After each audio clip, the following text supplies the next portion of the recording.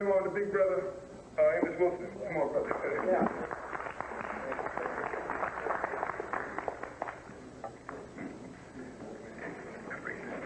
Thank you very much.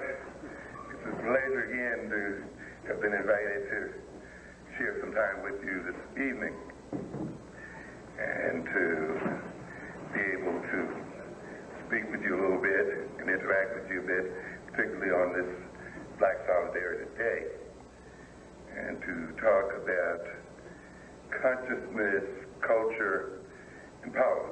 In some sense, sort of continuing our prior discussion in terms of consciousness, which off the bat to many people may seem somewhat abstract, but it is not an abstract situation. Consciousness is not an abstraction. It is a very concrete presence in the human mind and in our lives as people.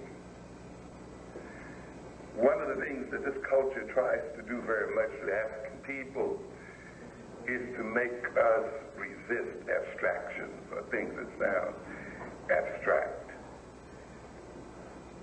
Yet, it is in terms of the abstract that people act, that people actually control their behavior, and the means by which people organize their behavior. Take the word nation. Really, what is it in reality? You cannot just find it in any concrete place or circumstance, and yet you could organize whole armies and people around the concept of nation. Nation as a symbol. You can generate all types of emotional feelings. You can move people to sacrifice their lives, to give their all in terms of what is essentially an abstraction, nation. And from the abstraction nation, we get the further abstraction nationalism. And yet nationalism has been the symbolic foundation by which means people have organized themselves and overthrown their oppressors, by which means colonialism has been rolled back and people have come to achieve an identity that has permitted them to operate as one and to mutually benefit one and the other. Those who rule us, you see, would like for us not to be comfortable with things that are not immediately concrete, with things that we cannot see in a tangible form or feel with our hands or feel in a material way. They seek to make then the black consciousness a concrete consciousness, to make it just a hands-on consciousness, you see. Because that is the consciousness of servants. The consciousness of masters is the consciousness that wrestles with symbols and ideas, that wrestles with mathematics and logic, and uses those symbols to control the world and to change the world and to transform the world, organize it and direct it. Therefore, the masters of this world would like to make us think that abstract thinking is their preserve and not the preserve of those who serve. And many of us as African people have fallen for that kind of distinction. Many of us have tried to define our blackness in terms of our concreteness only, and not in terms of our ability to manipulate symbols and use symbols and manipulate abstractions as means of moving our behavior. The European has sought to make us a concrete people and a people who are only connected to the immediate by disconnecting us from our history and by taking over the responsibility for our past, and therefore making us not responsible for our past or responsible for our future. You see, in order to move into the past, one has to abstract himself or herself from the present. to move from the immediate, and yet to be moved by that which is not immediate, that which is not tangible, but yet in many ways is very important. When you deny then a people a past and a long past, in a sense, in effect, you begin to impair their abstract capacities and their abstract abilities, and you begin to impair their abilities to understand the present and redirect their behavior in the present in terms of the past, in terms of something that is not there in the immediate present. When you rob a people of responsibility for their future, again, rob them of having to move from the present into the future, to use their imagination, to use concepts that are placed into the distant future, and yet look at that future, deal with that future as a means of changing behavior in the present so that that future can be realized or avoided.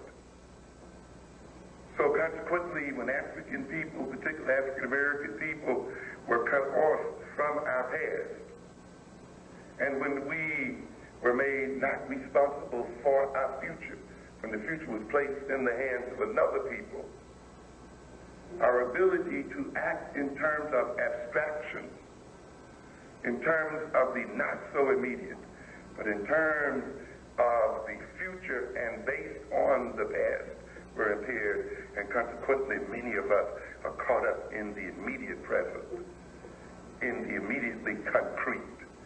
We have a short attention span and a short mental span.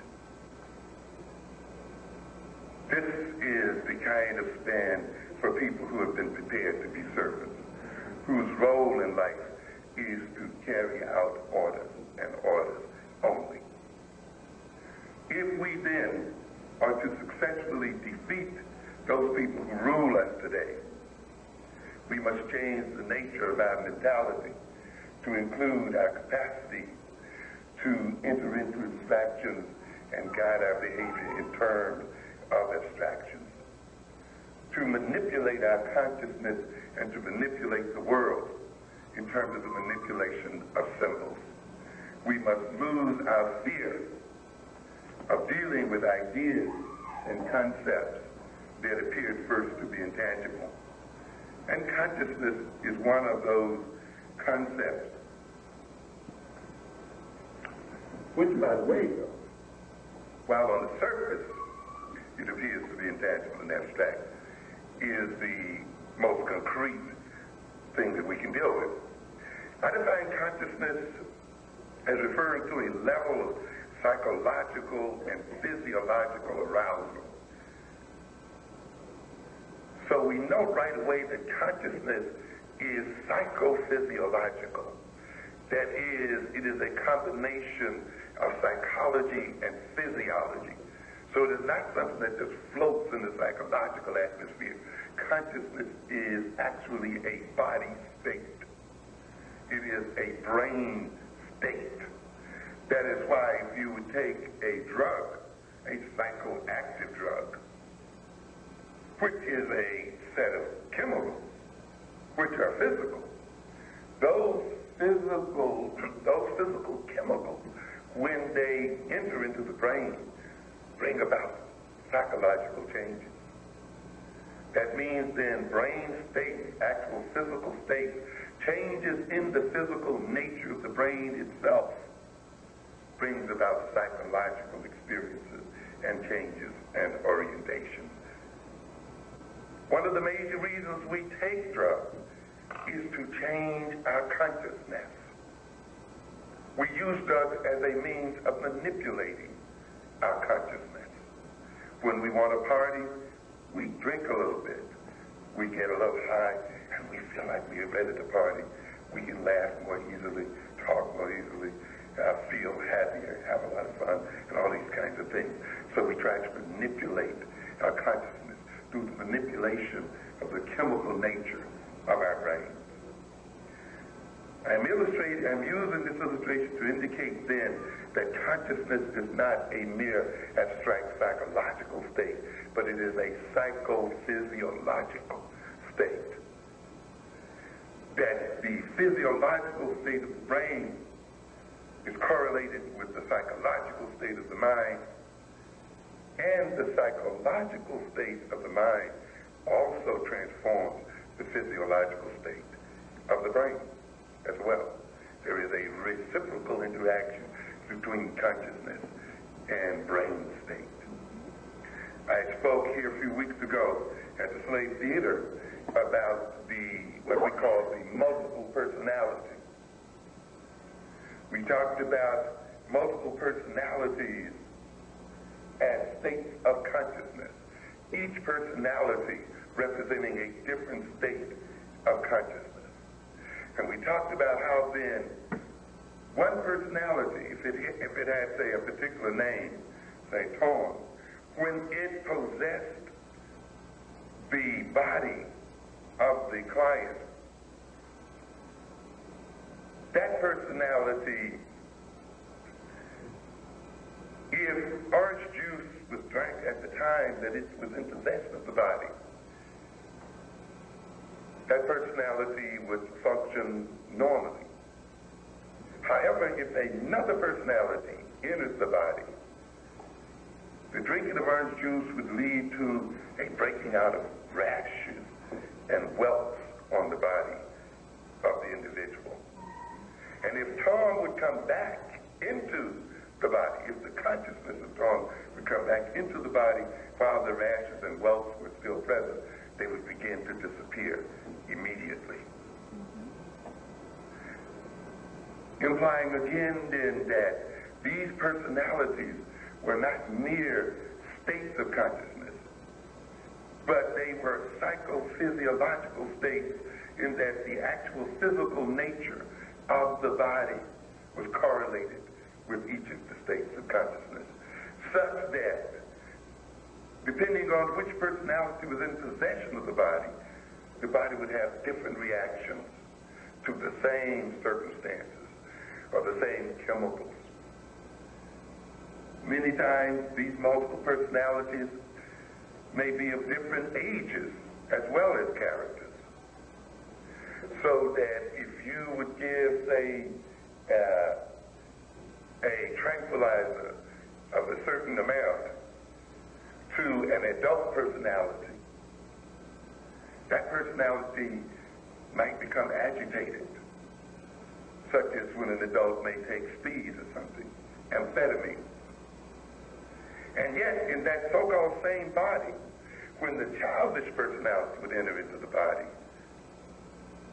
the behavior would calm down. Behavior would be tranquilized as such. You can get differences in blood pressure, differences in all other kinds of physiological and psychological orientations, depending upon which consciousness or personality is in possession of the body. In effect, then, you had a different body when you had a different consciousness. And I use that then to illustrate the concrete and abstract nature of consciousness and how the consciousness that we see as typical of us as African Americans today, the kind of diseases and kind of things to which we are vulnerable as a people, is very much a consciousness that has been implanted in us by those who have power over us, that we as African people have yet to gain true possession of our bodies and of our minds. That the bodies we call our own today and the consciousness which possess the bodies that we call our own today are truly not our own, but are the bodies and minds and mentalities created by those who rule over us and create the consciousness that inhabits our bodies as a people. And we have to recognize then what is going on. We have to recognize then that consciousness is not a game, and consciousness is not an abstract concept. Consciousness is a real state by which people's bodies and minds are manipulated. And therefore, if we are not the creators of our own consciousness, as African people, and if consciousness is the means by which behavior is controlled and directed, and if consciousness is in essence the determinant of the nature of our bodies, then someone else who's creating our consciousness is also creating our bodies and creating our minds and our behavior. And I can argue at this point that we are not yet a self-creating people. This is what you mean when you talk about self-determination. So we refer to consciousness then as a level of psychological and physiological arousal which facilitates the individual's awareness of his internal and external environment. In other words, to be conscious is to be conscious of. And consciousness means that we are conscious of our internal state. We are conscious of the fact that we are conscious. And we are conscious as well of our external environment. And the consciousness of our internal state and our external environment enables us, if we're in control of ourselves, to intentionally initiate and regulate our cognitive, that is our thinking behavior, and our behavioral activities towards the achievement of desired goals. That is, true consciousness, when it reaches a certain level of psychological and physiological arousal, permits us to intentionally or deliberately initiate and regulate our thinking patterns and our behavioral patterns toward achieving certain goals. Each level of consciousness makes possible and impossible certain types and forms of behavior in the achievement of some goals and not other goals. In other words, then, consciousness is a limiting case. It can extend our capacities to do things. At the same time, it limits our capacities. And we talked about it the last time, how sleep as a state of consciousness can permit us to restore our bodies, can permit us to dream, to consolidate the experiences we have undergone during the day. Wakefulness can permit us to do very active things, to coordinate our physical being, to achieve certain goals that we cannot achieve when we are asleep. Even within sleep, there are several stages of consciousness. We talk about dream consciousness, for instance. We talk about REM sleep, non-REM sleep, stage 1, stage 2, stage 3, stage 4 sleep. We talk about various levels of consciousness in terms of brain wave activities, theta wave activity, beta wave, alpha wave activities, and other wave activities, and how those states of consciousness is represented by brain wave activities, by levels of sleep, are correlated with the capacity of the individual to achieve certain ends.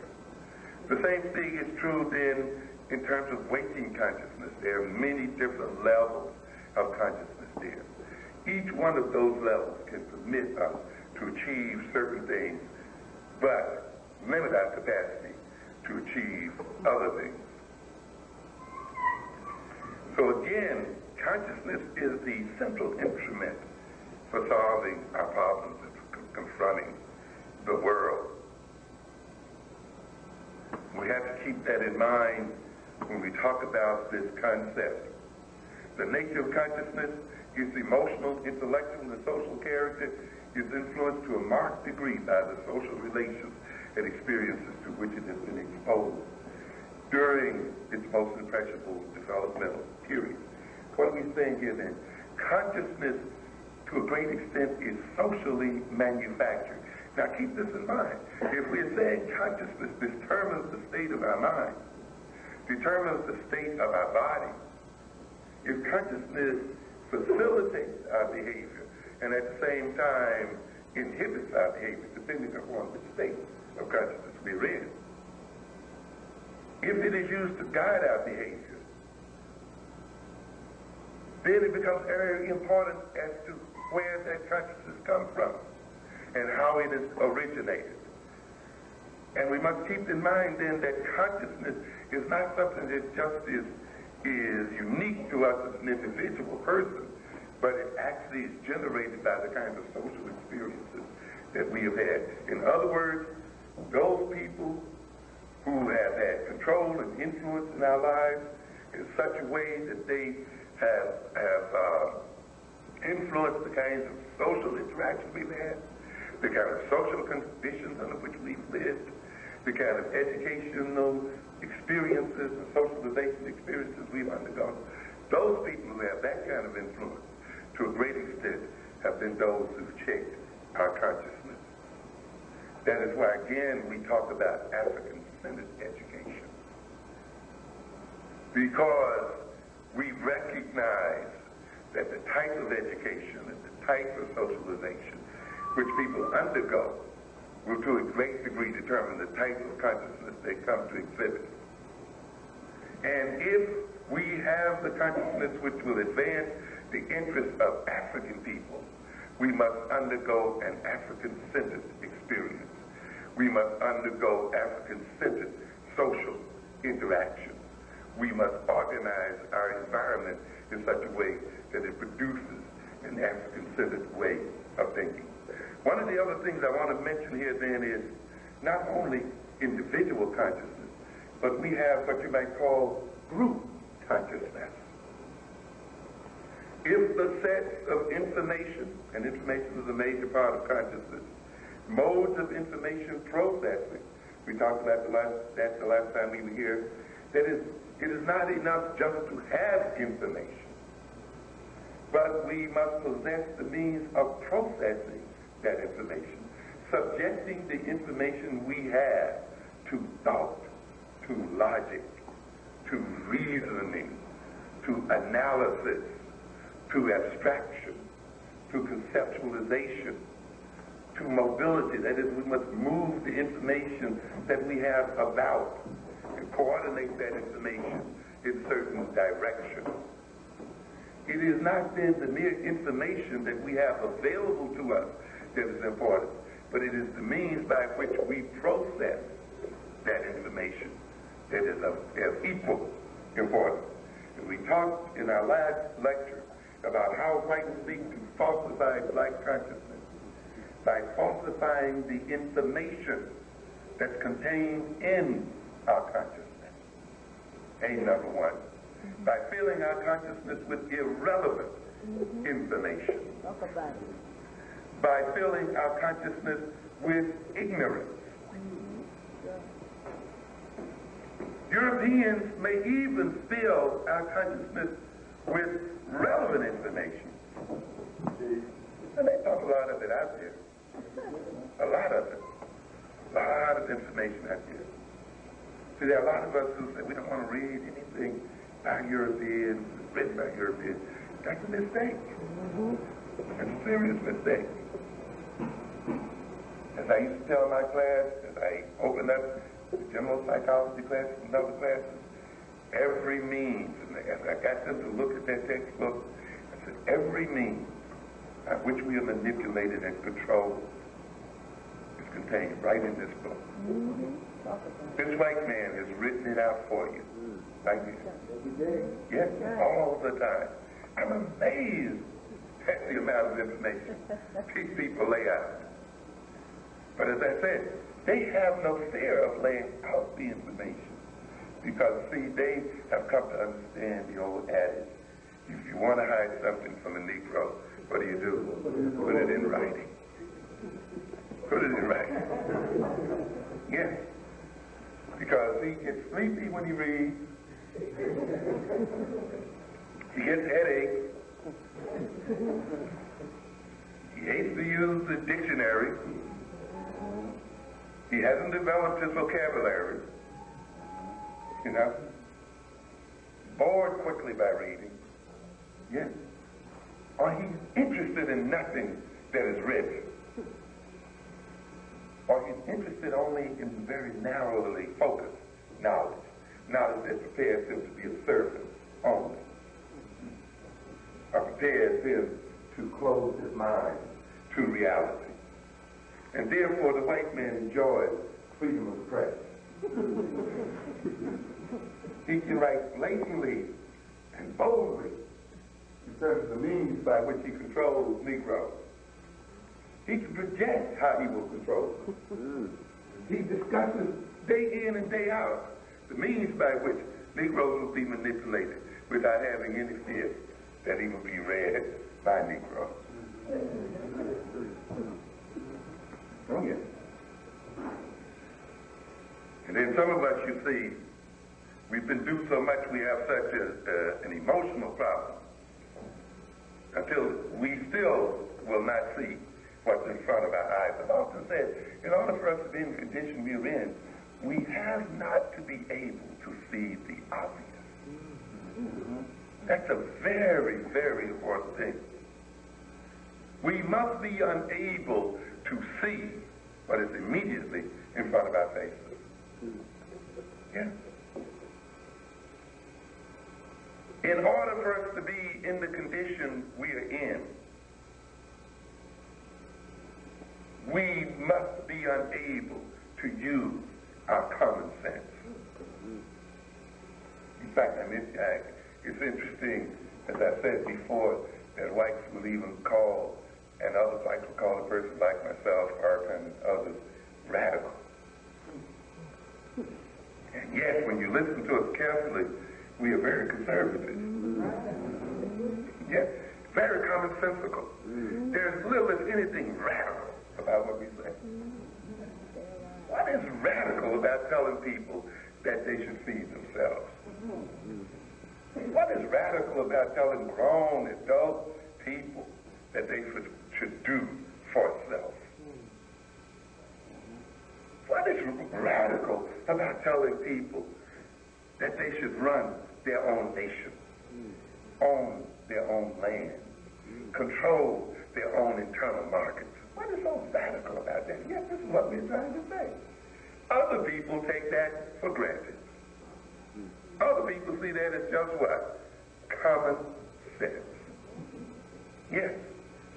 But you see, what the whitey has done, and non-thinking Negroes have done, is that they have radicalized common sense. They have told and made Negroes think that what is common sense is radical. And therefore, we reject common sense in rejecting the radical. And that is why we do not pursue things that anybody with common sense would do. Not pursue. Because someone told us that that's revolutionary. How about that? And radical. And that is why we defeat ourselves and destroy ourselves. People rule over us. The people who rule over us read, develop vocabulary, manipulate the word. And yet, there are those among us who believe that we must reject this. It must be obvious that the capacity to manipulate the word is a power, is a source of power. Those of you who belong to the Christian religion know about that. First there was the Word, and the Word was God, and the Word was with God. And that God creates the world through what? Words and symbols. And first comes the symbol. First comes the concept as symbol. Then follows concrete reality. And this is the way man operates. This building was first conceived as a symbol, as an idea. It was first conceived in terms of a lot of words moving back and forth. A lot of words being written. A lot of symbols being drawn on paper. A lot of numbers being added and subtracted and multiplied and all of these kinds of things. A lot of abstract things being moved back and forth like money. Greenback, the symbol of wealth. Yes. Architects, drawing, and so forth. All what? Symbol, words, concepts, ideas.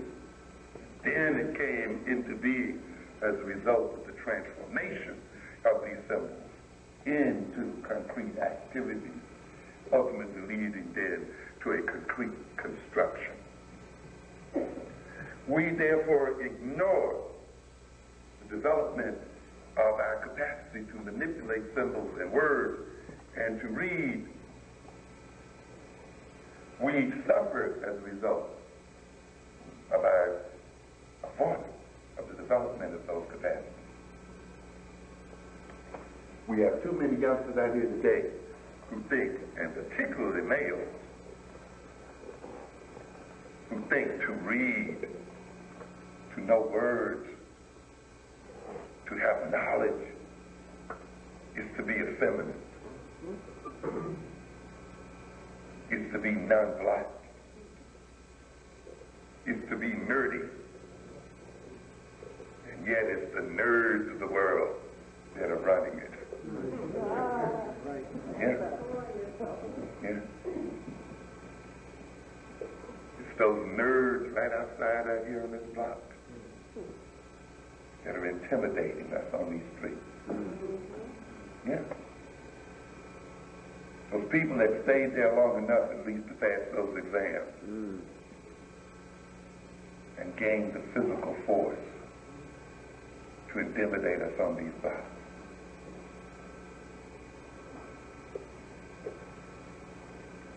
So group consciousness, we'll talk about it as the sets of information. It's the sets of information, modes of information processing. And we said again that whites seek to falsify black behavior, not only in terms of falsifying the information of which we operate, that's contained in our consciousness. They seek to impair the mode of information processing, the means by which we process the information that we have available to us. And we indicated too then that they sought to manipulate the values, and we're going to come back, that give consciousness direction. If the sets of information, modes of information processing, values and skills which define and direct an individual's consciousness are shared by or compatible with those of other individuals who mutually consider themselves to be the members of a distinct group, then it may be inferred that he, that individual, and the members of the group have generated and shared a group consciousness. In other words, the degree to which the sets of information and the way we process information and the values and the skills we have available to us are shared by others who belong to the same group we do, then, or to the degree that their skills and modes of processing information and information that they have available to them is compatible with our individual consciousness, then the group to which we belong shares then what we call a group consciousness. To the degree that such a group has been formed as the result of the fact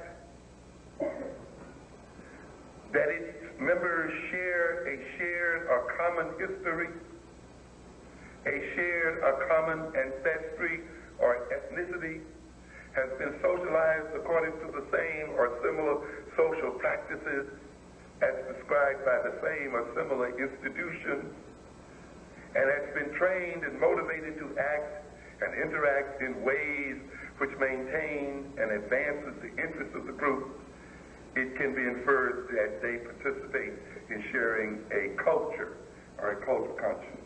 What are we saying here then? People come to share a group consciousness or a cultural consciousness. Now we're moving beyond the individual consciousness into a group consciousness.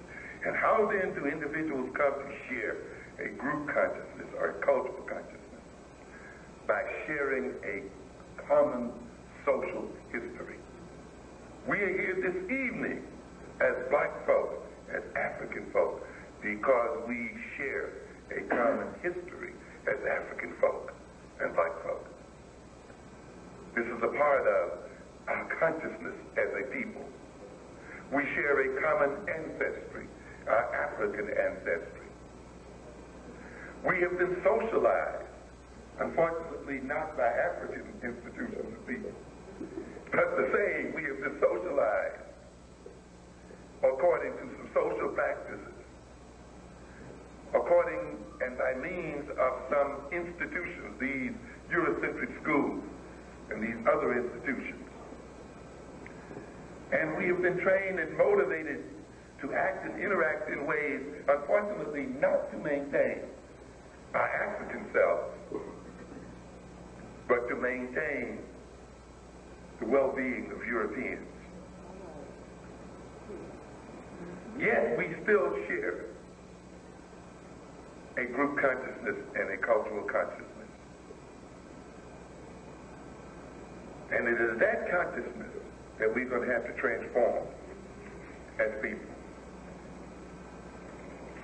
A part of the transformation of this consciousness is the goal of an African-centered education, an African-centered socialization, where people come to know their history, come to identify with their ancestry, where African-based institutions become the means by which we are socialized, not Eurocentric institutions.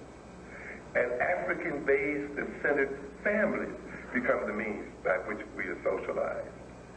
So that as a result of being socialized through African-based institutions, socialized by African-centered families, socialized around African-centered values and history, we will achieve a group consciousness which is African-centered. And once achieving that consciousness, we can act in the interest of African people. Group consciousness is an adaptational tool. Its operational presence facilitates the ability of otherwise exclusively self-interested individuals to cooperatively coordinate and organize their activities toward the achievement of the goals they find mutually desirable. What are we saying here then? Consciousness is a tool. It is a means by which we adapt to our environment and adapt our environment to ourselves. But more than that, group consciousness allows us to get people who would ordinarily be merely interested in themselves as individuals to cooperate one with the other, to coordinate their behavior and to organize that behavior in cooperative ways, to achieve an end that moves beyond them as individuals, to achieve ends that are good for the group, achieve an end that they as members of the group find mutually to their benefit. Because we must recognize ultimately that the group is an extension of the individual. That the individual uses the group and is used by the group because the group can attain things that the individual by himself or herself cannot attain or achieve. 99% of the things that we probably are involved with today have been as a result of group activities.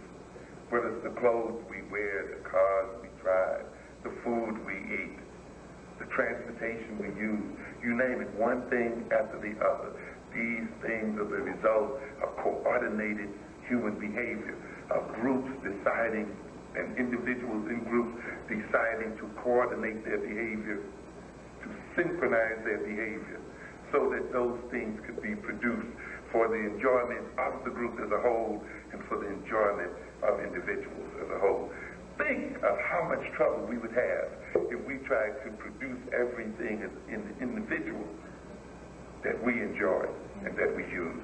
As a matter of fact, many of the things we enjoy and use would be impossible for us to achieve as an individual. That is why ultimately then we share a group consciousness, because many of the individual things we desire can only be achieved through group activity. So in a sense, the individual is born for the group, and the group for the individual. One of the ways that the European seeks to disempower African people is to make each one of us think that we can exist as an island unto ourselves, that we are individuals, each doing his own thing. This is the reason why many of the achievements that other people have made through coalescing into a group have been made unavailable to us because we've been too busy being individuals. The only place where you have pure individuality, and even it's not that pure, but where individuality is taken to an extreme, where each person in there is busy doing his own thing, is in an insane asylum. Where there's so much into being each one doing his own thing until they have to be controlled by outsiders, which is pretty much our situation today. Because as I've told you many times before, in order for us to be in the condition we are in as African people, we have to be what? Out of our mind. We literally have to be crazy. Yes, into a deceptive state of consciousness, which does not permit us to operate as a group and to coordinate our behavior as a group, and it puts us at odds one with the other, and therefore making group achieved ends impossible. This is what group consciousness is about. This is what culture is about. Culture, too, is a tool, and you don't find any group that has undergone a shared history, shared experiences, and that shares a particular environment over time that does not develop a culture. Because culture is the means by which a group gains control over itself and over its members, and controls the behavior and consciousness of its members as a means of achieving a particular end, as a means of confronting the problems that are common to the group, as a means of manipulating nature and using nature to advance its own ends. Consciousness, therefore, whether individual consciousness or group consciousness, is therefore the premier instrument of social control. In other words, consciousness is the means by which we control ourselves, our behavior. As individuals, and group consciousness and cultural consciousness is the means by which we control ourselves as members of groups. To a good extent, culture is the outward and visible and productive expression of a group's inner consciousness. In other words, we pretty much can look at the culture of the people and get a pretty good idea of the organization of their group consciousness and of their individual consciousness, of the content of their consciousness, of the informational processing abilities of their consciousness, and the values which direct their consciousness. And we have to keep this kind of thing in mind, because culture itself is our most practical tool as a group for dealing with the world. One of the things I want to speak to for a bit tonight, because consciousness and culture is so many-sided and multifaceted, is to speak to consciousness as ideology, consciousness as a set of beliefs. When we talk about the contents of consciousness, we're not only talking about what we view as the facts, the knowledge that we have as such in our consciousness, in our mind, in our brain, that are available to us for use. We also must recognize that the contents of consciousness include our beliefs, the myths that we have in our minds, our beliefs about ourselves and about the world. This is a very, very important part of consciousness, because we act on our beliefs, whether those beliefs are based in fact or not. We act on mythology. whether their mythology is based on fact or not. Thus, though consciousness is a product of actual experience, as we said earlier, and of social experience, it is essentially ideological, since it is shaped and motivated and directed on the basis of shared beliefs, customs, expectations, myths, and values. In other words, consciousness not only operates in terms of our concrete knowledge, in terms of information that we have available to us, in terms of processing the knowledge and information, but in terms of what we believe, in terms of customs, in terms of what we expect of ourselves and expect the future to bring, in terms of myths and values. It's very important that we focus on this concept of culture as ideology, consciousness as ideology, as belief. Remember again, we said what? We use consciousness and culture to direct our behavior, to deal with the world. Remember as well that consciousness, because it directs our behavior, and through our behavior we have an effect on the world. Consciousness then is a power because it enables us to influence the world, to influence us. It enables us to determine how the world is going to influence us and to determine the effect that others will have on us. Therefore, consciousness is a power. It is a means and an instrument by which we manipulate the world. We manipulate the outer world and others in that world, as well as we manipulate our inner world and ourselves. It's important that we keep in mind. And yet, that consciousness that's doing all these things is based on, to a good extent, our beliefs, our ideas, our myths. It's very important that we keep that in mind, because we have to ask the question, what are the sources of our beliefs, of the myths that we use to create our consciousness? What are the sources of our expectations and our values? Are they the sources from African history?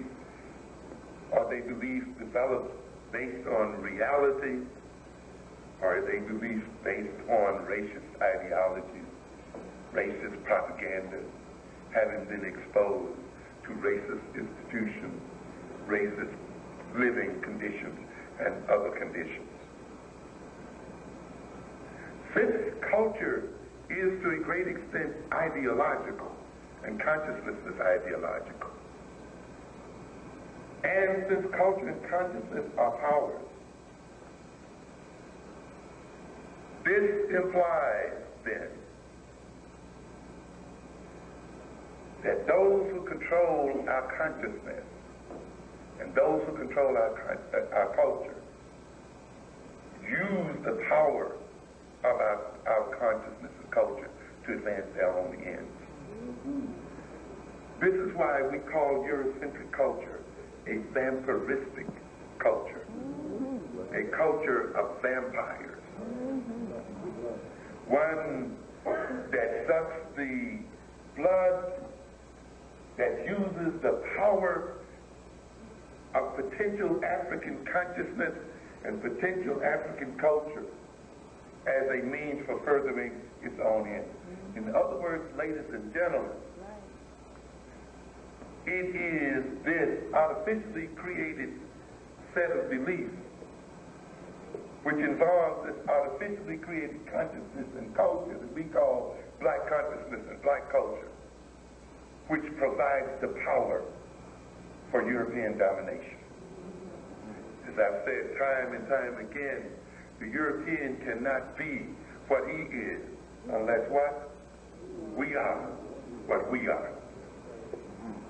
While we emphasize the degree to which we are the Frankenstein people of Europeans, we must also recognize that we create these people as well. And we continue to create them and sustain them to the degree that we let them create our culture and create our consciousness as a people. If culture then is ideological in its fundamental sense, it means, as was argued by Wartburg in his book, The Forms of Power, which I advise people to read, never mind that the man is a Jew. The Forms of Power, Thomas Wartburg, because as I told you earlier, these people lay out in their text exactly how they control it and manipulate it. They lay out the prescription by means of which we can be controlled as absolute people. There's a book that I recommend, a book written again, I guess, by a Jewish person who's done business, by the name of Shapiro, called The Neurotic Personality, I believe. Maybe called another name. And I recommend it when students come to me for mentoring, one of the first books I recommend, because it talks about neurotic style. That's what it's called, neurotic style, not neurotic, by Shapiro. Classic book, because it defines the cognitive, the thinking style of different neurotic orientations. You know, and it's a classic in that sense. It tells how to obsessive compulsive people think and see the world. How do paranoid people think and deal with the world? What's their style of thought? There's a style that's called the hysterical personality. And this is not a personality necessarily that's a hilarious personality, but it's a personality that is highly impressionable, highly influenceable, if we could say that word. It's a personality often that converts its psychological problems into physical problems and into physical handicaps and into psychosomatic disorders. It is generally a highly emotional personality, defined more by its emotionality than by its intellectuality. It's defined more in terms of its fuzziness, of its willingness to be approximate rather than exact. Reminds you of somebody? Of its responsivity to superficial impressions rather than looking beyond the surface. It is a personality that has a messianic complex that guides it, that some kind of Moses, some kind of Jesus, or some kind of knight in white armor, whatever you call it, is going to come and rescue it from this situation. It's one of those personalities that believe that there's a rocket ship up there somewhere that's going to come down and save black folks. Oh, yes. Yeah. All the ships and auto ships and all other kind of ships. Is that personality that even said Jesus is black? Maybe. That gives me a problem. Jesus is black, and we catch the hell we'll catch. I wonder what kind of black man he is. Acts more like a white man to me. But that's another story. But there's that hysterical personality, and he goes on and he describes his personality in great detail. But the thing that he says at the center of that personality is that this is a personality that is based on no sense of history, of long history and of enduring history. You see what I'm saying? That a hallmark of this hysterical personality, this emotionally laid out personality, this personality that reacts to superficiality, this personality that is focused on the immediate, in the immediate present, this personality that lives in wishful thinking, is that it is characterized by the fact that it is not based on a long and enduring history and sense of history, and that it is not guided by a long and abiding sense of the future and where it wants to go. That means then that this kind of personality finds little reason to resist immediate distractions. Because, in a sense, if it is not guided by deep and abiding expectations and purposes, it has no reason not to enjoy the immediate. It has no reason not to be distracted by the immediate. It is a personality where impulses are immediately acted upon without thinking. But you can see, if you have no long-term goals, if you have no deeply held values that you want to realize in the distant future, there is no reason to resist immediate emotion or immediate impulses. There's no reason to hold back and suppress those impulses in the interest of achieving future goals. If you don't have future goals, why hold back? But if you have deep future goals, then you bring judgment to apply. And you say, should I indulge this impulse? Should I indulge this desire? Because if indulging it would mean that I will be diverted from a very valuable goal, I'll be unable to reach a deeply held goal that rests in the future, then I must resist this emotion. I must transform its energy in such a way that it can lead to my achieving the goal that I have in mind. The college student who is tempted, or the high school student, or any student who's tempted by the party, who's tempted to hide out, or to hang out, must look at that temptation and look at it and measure it against long-term goals, long-term wishes and purposes, and see in what way it either contributes or destroys his effort to achieve those goals. And once making that judgment, applies his capacity to repress the impulse and to sit at the desk, to sit at the book, and to continue to read and to study, and to continue to develop those skills and other means necessary to achieve long-term goals. Now, when Shapiro talks about that, you can read this as a characteristic of the hysterical person, of this neurotic style, or you can read it as a prescription for creating hysterical people.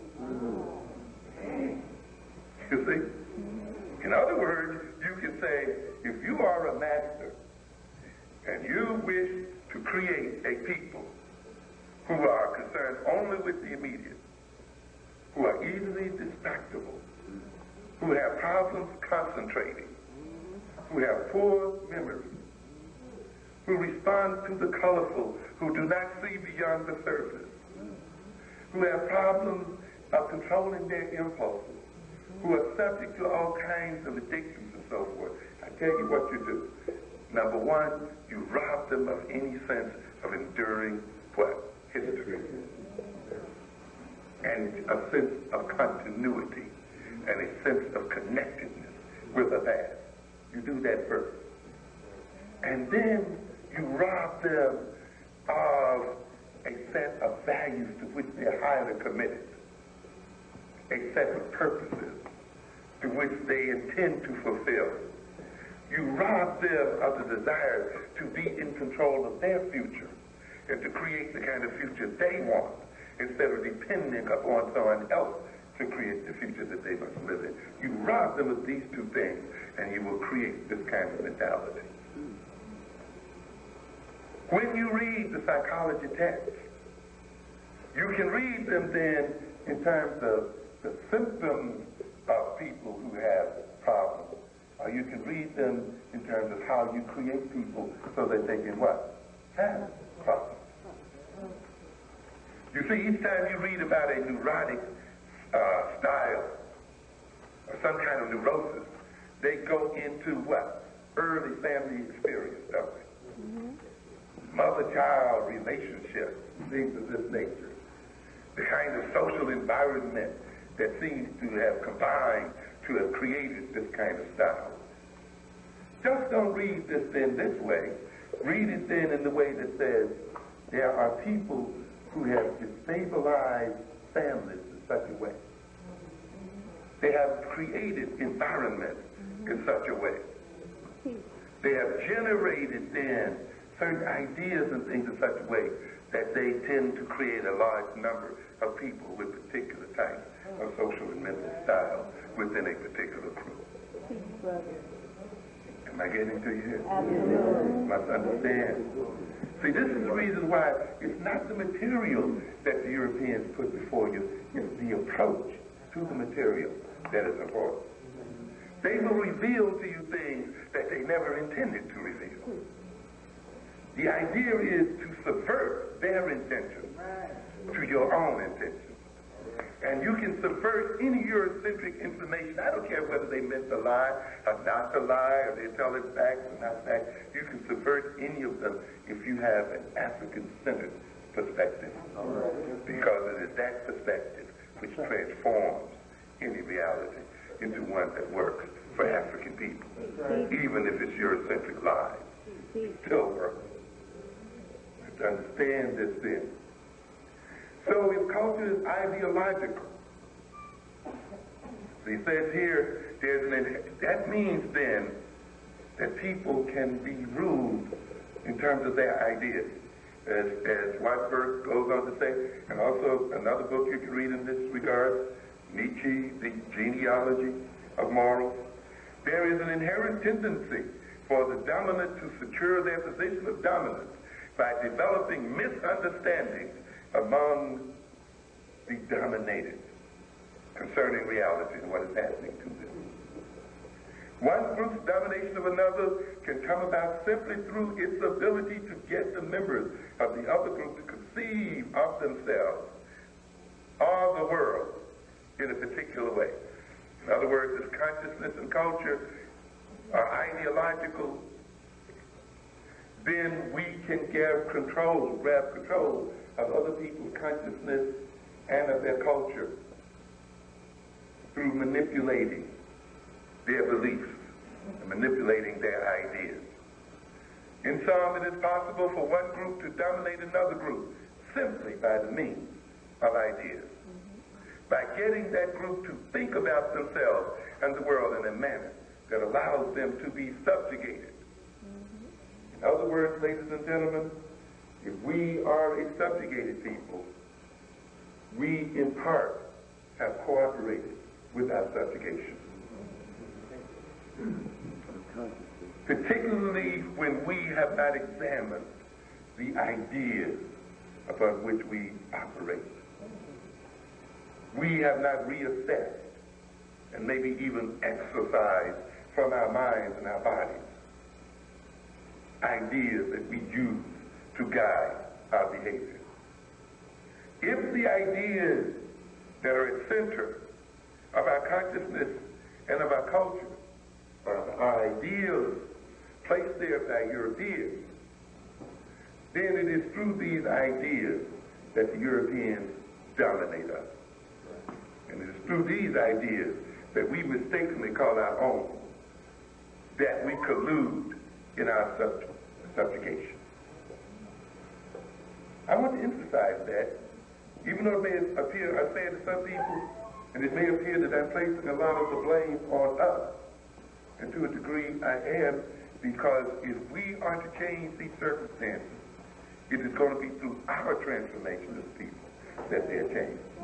We cannot depend upon the change of other people.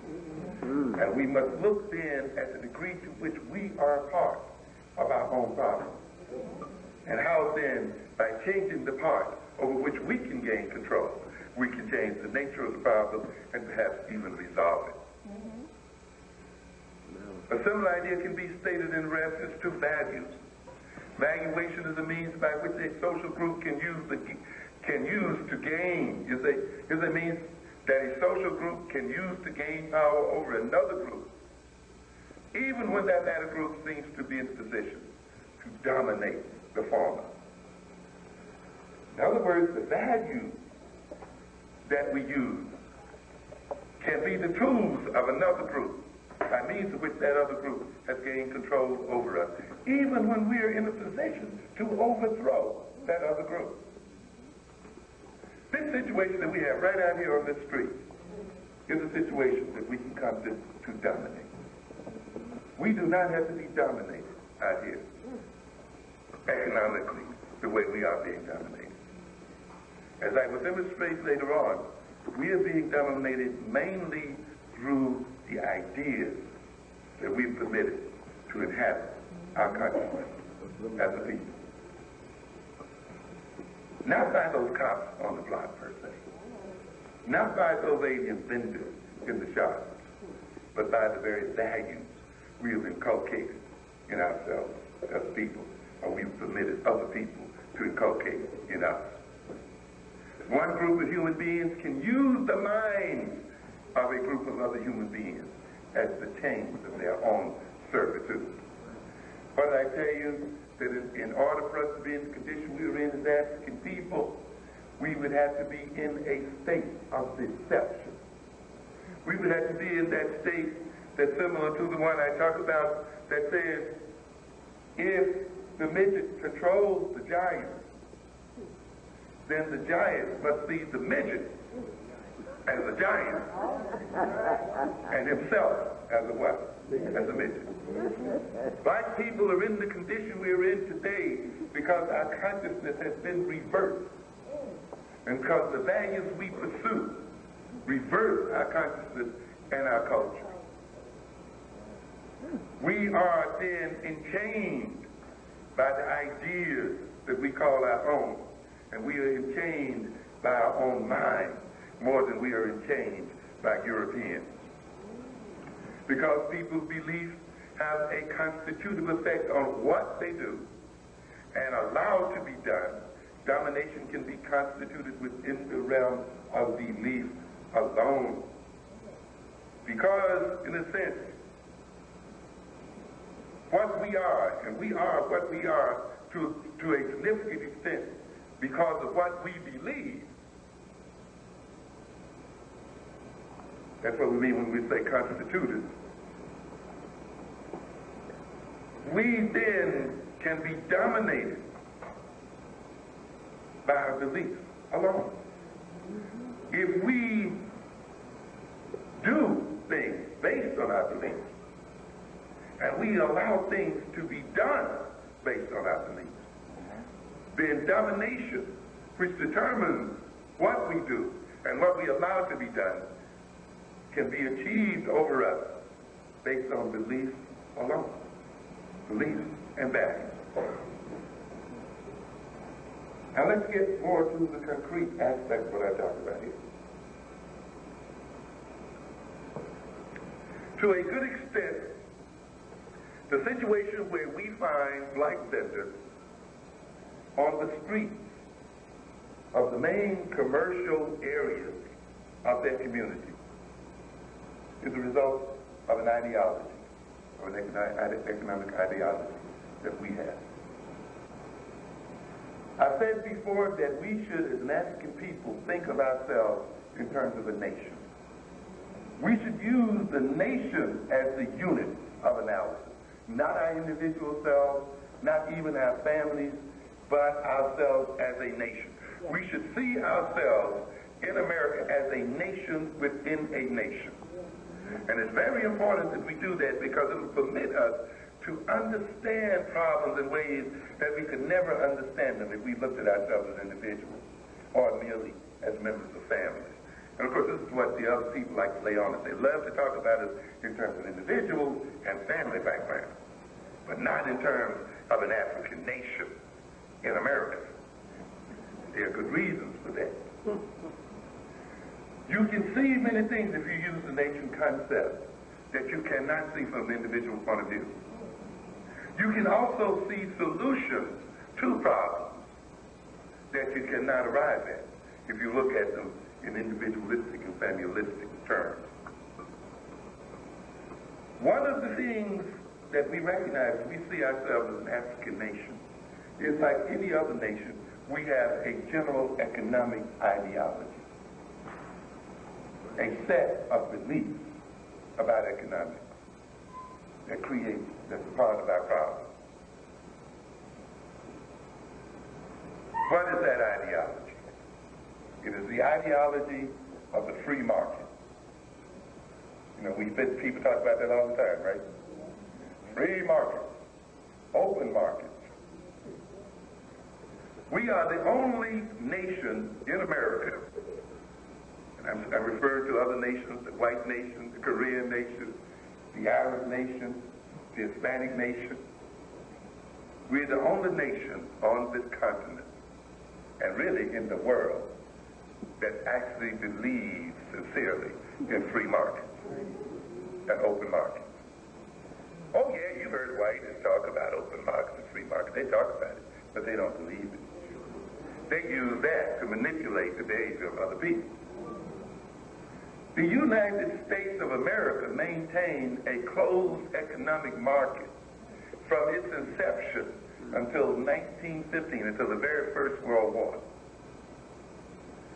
It protected that market against the free entry of all other nations, including Mother Britain. It did not even permit the English, who to a great extent, along with other Europeans, financed its development.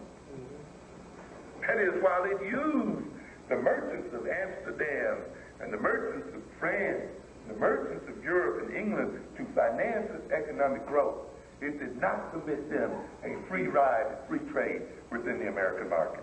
It protected those markets. It heavily taxed any outside nation that sought to trade with it as a means of protecting its own developing industries, so that its own industries could develop without the competition of mature industries based in other nations and places. It did it. England itself did not even have a free market. It destroyed the armada of Spain, of Portugal, and of France to keep them from competing with itself. And yet you claim free market is some American idea or European idea. You're going to find, ladies and gentlemen, that one of the things capitalists like least is competition. They talk about it, but they try like hell to do what? Destroy it. That's right. The whole idea of the major capitalist is not to maintain competition, but to what? Destroy it and remove it. And yet they're talking about free competition, free and open competition. And the very ones talking about it are creating monopoly, cartel, corners to destroy competition. The major thing a capitalist wants is an organized market and a predictable market. And we don't have time to go into this. This is a fascinating history. When you read, say, the robber barons, or you read the early history of J.P. Morgan, of Carnegie, read those histories. These are people, by the way, that Booker Washington was very familiar with. Carnegie, he knew personally. Carnegie even financed some of his stuff. Of John D. Rockefeller. I think in part, you see, when we read the history of our people, we should also read the context of the general American history in which they existed. I believe to a degree it was due to the fact that Booker T. Washington was in direct contact with people like Andrew Carnegie, with the Morgans, or with these major capitalists, that he recognized that power rested in the economic control of production. In what? The ownership of property. In the control of capital. Not in voting, as W. Du Bois was so deceived in thinking. Yes, because he recognized, as he observed the behavior of Carnegie's and Rockefellers and Morgans and Goulds and the other ones that were out there, that they were the ones actually running the United States and determining its future.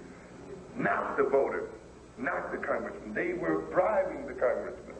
They were bribing the legislatures. They were determining the outcome of elections.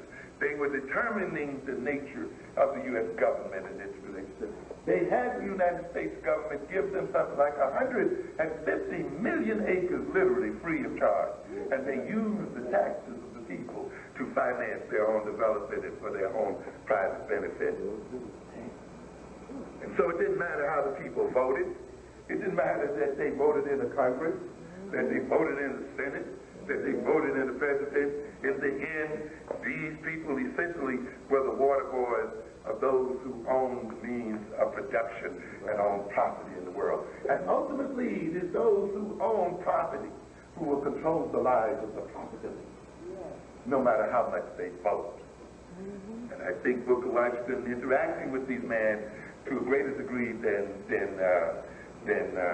W.B. Du Bois, was able to understand that the foundations of power in America was the ownership of property, and the ownership of means of production, and the ownership of real skills, you see, and the ownership of human capital and resources, and the excluding of certain other groups from the ownership of that property, and the ownership of certain skills and resources.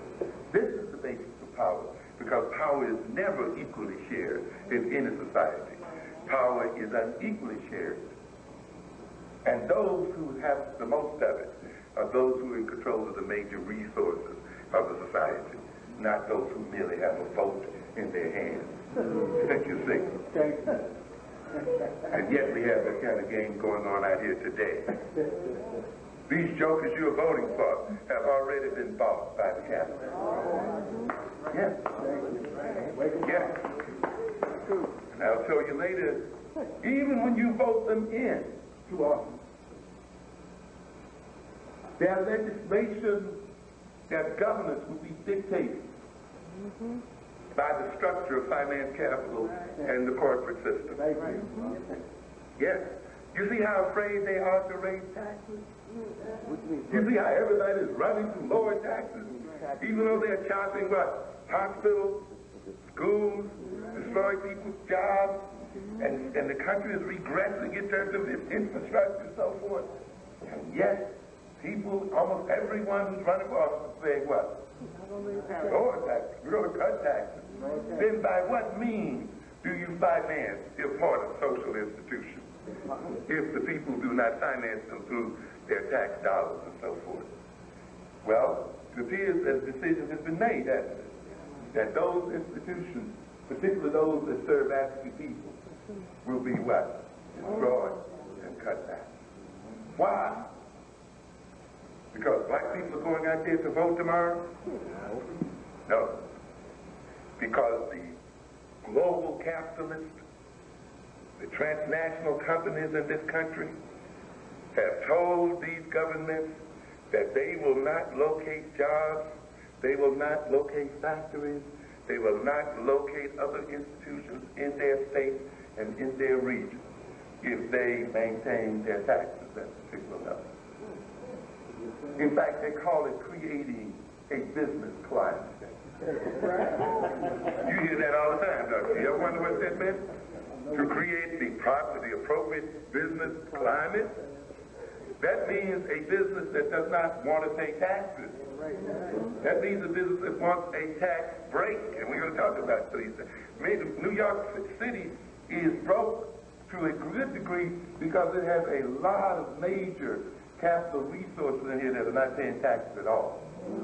Many hotels and many other capital institutions here have received tax holidays, some for 10, some for 15, some for 20 years. These capitalists now make these states and cities and locales compete against one another to get their factories.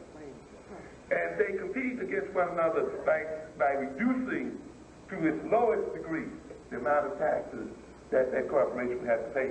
And often they set it up in such a way that the corporation has to pay no tax. I've talked to you about the Mercedes-Benz plant in Alabama, where the state gave it a tax credit of $300 million. Where the city in which it was located contributed $30 million to purchasing the land upon which that factory would be set. And the state kicked in another $5 million to grade the land. And with this $300 million tax break, you see, the Mercedes-Benz built a $300 million factory, which meant what? The Mercedes-Benz didn't have to pay a thing. And it meant then that the people of Alabama bought 15,000 jobs very expensive. It literally meant then that Mercedes-Benz was paid, used the public money to further its own private end. It means that the services, the social services and the other services that must be supplied by the state will continue to be paid by the taxpayer. Another thing that these businesses demand, if you're going to create an appropriate business climate, is to reduce taxes that go to welfare, social services, and other areas they deem as non-productive areas. They see these areas as not generative of profit and so forth, and therefore they demand that their taxes not be used, if they pay them, to support people who are in need of it through the social service system. And this is what you see happening in this state. This is what you see happening all over the country. The capitalists are saying, if you're going to have us in, then you must do this. So even after the people vote them in, the legislature, because it's hamstrung by these capitalists, are unable to protect the people's interests. This is the kind of game that goes on there. And others will say, if you keep raising taxes, or if you keep supporting these people in these inner city schools, if you keep supporting these people through these inner city hospitals, if you keep supporting these people through welfare payments and other kinds of payments, we will move our factories out. And the legislators did, because they don't want to be accused of losing jobs. So you hear many of these guys say, so lost 10,000 jobs. These are saying, we are going to do what's necessary to keep the jobs here. And therefore, if to keep the jobs here, we have to shut down schools and hospitals and so forth and so on. This is what we will do. And this is going to be voted in by your legislators, by your governors and so forth, regardless of the fact of how you vote for them. Because the capitalists have a stronger hand over them than do the voters. You got to learn what this is about. So we didn't believe in free markets. What do I mean by free markets? This situation out here on 125th Street is one where we believe Koreans and Arabs and whites and every other person but white folks are free to move in and earn money any way they feel like earning. And not only can they earn that money out there, they are free to take it out of the neighborhood and out of the community without paying 1 ounce of tax, without making one contribution to its social institution, without hiring any significant number, if any, of its members, without supporting any of its cultural and other institutions and establishments. They are free to come in and earn the wealth and tuck that wealth right out. Because they are what? Americans, just like we are. And we live in a multicultural society. And they have as much right as we do to be on the street. That's why we have it. But nations don't operate that way. Nations do not see alien groups as having as much right to take advantage of their wealth as they do themselves. Nations don't see alien nations as having more right to carry the wealth out of the nation than the nation has itself to benefit from its wealth. No nations believe that are truly of themselves. The struggle you have now going on between, the only way the United States pushed free markets, which it talked about so much, is because the United States at that time was the one that had most of the money and most of the wealth. And therefore therefore, by convincing other people to believe in free markets, by convincing other people that they should not protect their markets, that they should not protect their property, that they should not protect their land, that they should not protect their wealth, that they should leave their wealth exposed to United States investments. The United States, because of the wealth advantage it had, preached free markets, not because it believed in democracy, because it believed in individual freedom and so forth. We know better, but because when it got people to believe in that ideology, those people would open their markets to this country, and the United States capitalists could enter into their markets and come to and own every valuable piece of property and wealth that belongs to that nation, and could suck that wealth out of that nation and leave its people impoverished. Even though they felt righteous, because they believed in free market. You have not seen any nation on this earth consume itself into power, gain power by what? Spending only. You will never see a nation that is a nation of consumers ever be a free nation and a powerful nation in this world.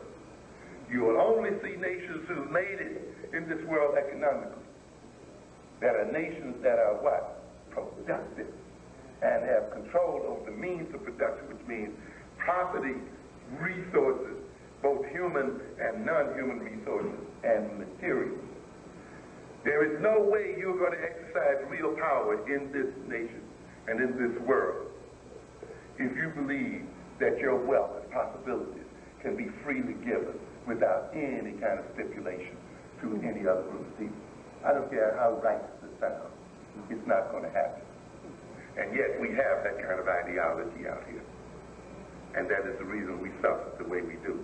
We have the ideology of individualism. Each of us doing his own thing. Yes, the building of these stores, the occupying of these stores by other groups is done by a coordinated system of activity. It's done on the basis of institutions and group behavior, not just mere individuals pursuing their own self-interest, but of individuals who have coalesced and combined their resources so that this could happen. We are in the condition we are in, and the situation is the way it is out there, because our consciousness is a reactionary consciousness. It is more concerned with defending our injured ego than with advancing our interests. It is a consumerist consciousness that is absorbed by consumption and buying and eating more than it is with producing. It sees the end of life as continuous consumption. It sees the very meaning of life as contained in consuming and buying, not in owning and controlling.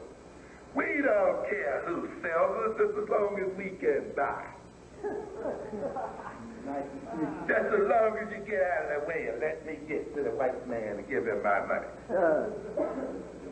We're only concerned with how we can consume, not how we can produce. And because we have that as our central concern, we are under the control of other people.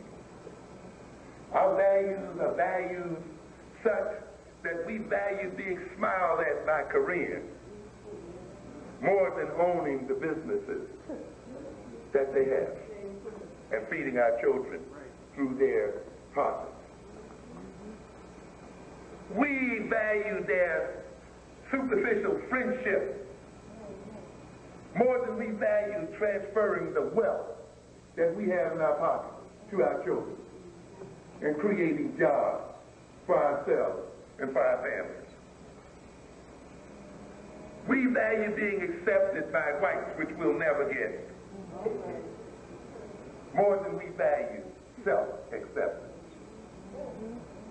We value jobs and working for white folks and value being identified and gaining our status based on the white plantation we work on than the one we own and control ourselves.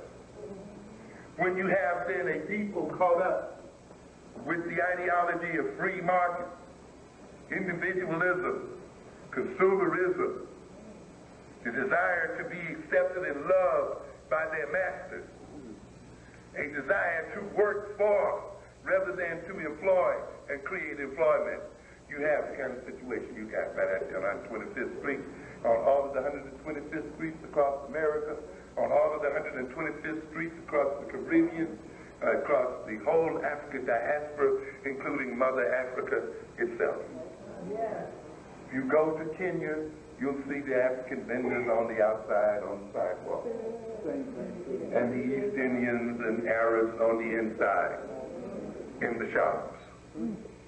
If you go to Ivory Coast, you'll see the French people in the boutiques and on the inside, and the African West on the outside. You go to Caribbean, you go to any place here, you see the same kind of game. Why?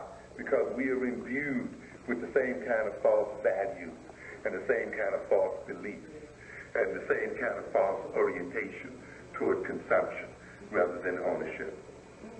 We believe that our community should be free markets when no other community permits such a market to occur within themselves.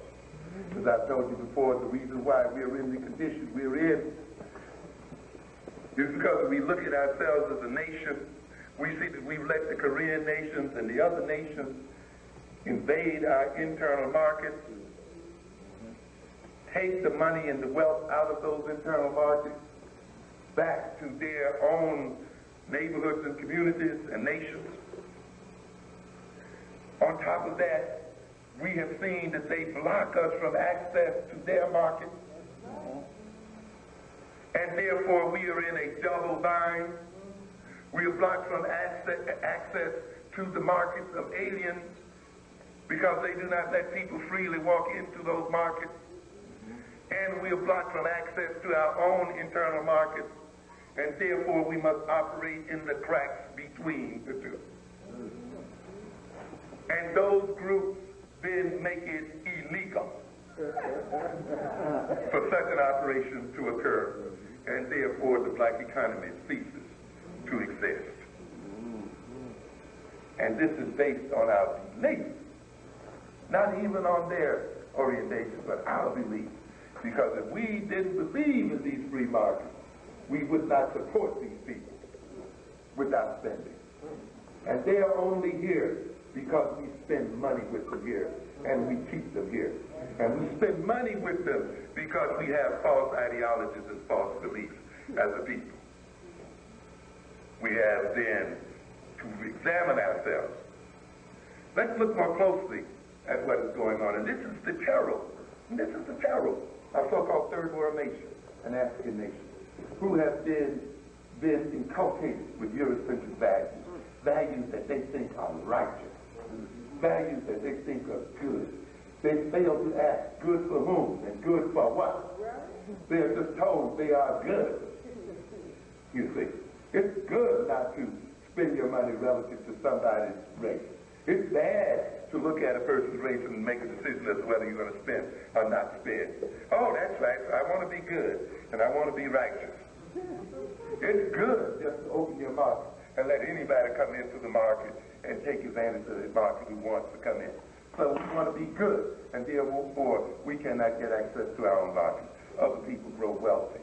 Other people then create a trade imbalance. They take our wealth and stack it up in their own nations, and they use that stacked up wealth that they've gotten from our community and our nation as the basis for their power in the world, and it's the means by which they will dominate us and control our circumstances. They will take the power that they gain from owning our property and owning our wealth to maintain us independency, since we are the propertyless, and we must earn our very subsistence based on the rules and regulations generated by those who own property. And it's property that we have given to them and permitted them to have. You cannot run a nation if its wealth is being suctioned off. I talked to you earlier about the opium wars, of how China, how the British got a taste for tea, but China was the only place that was growing the tea. The British didn't have anything the Chinese wanted. It's interesting, you see how taste controls the world.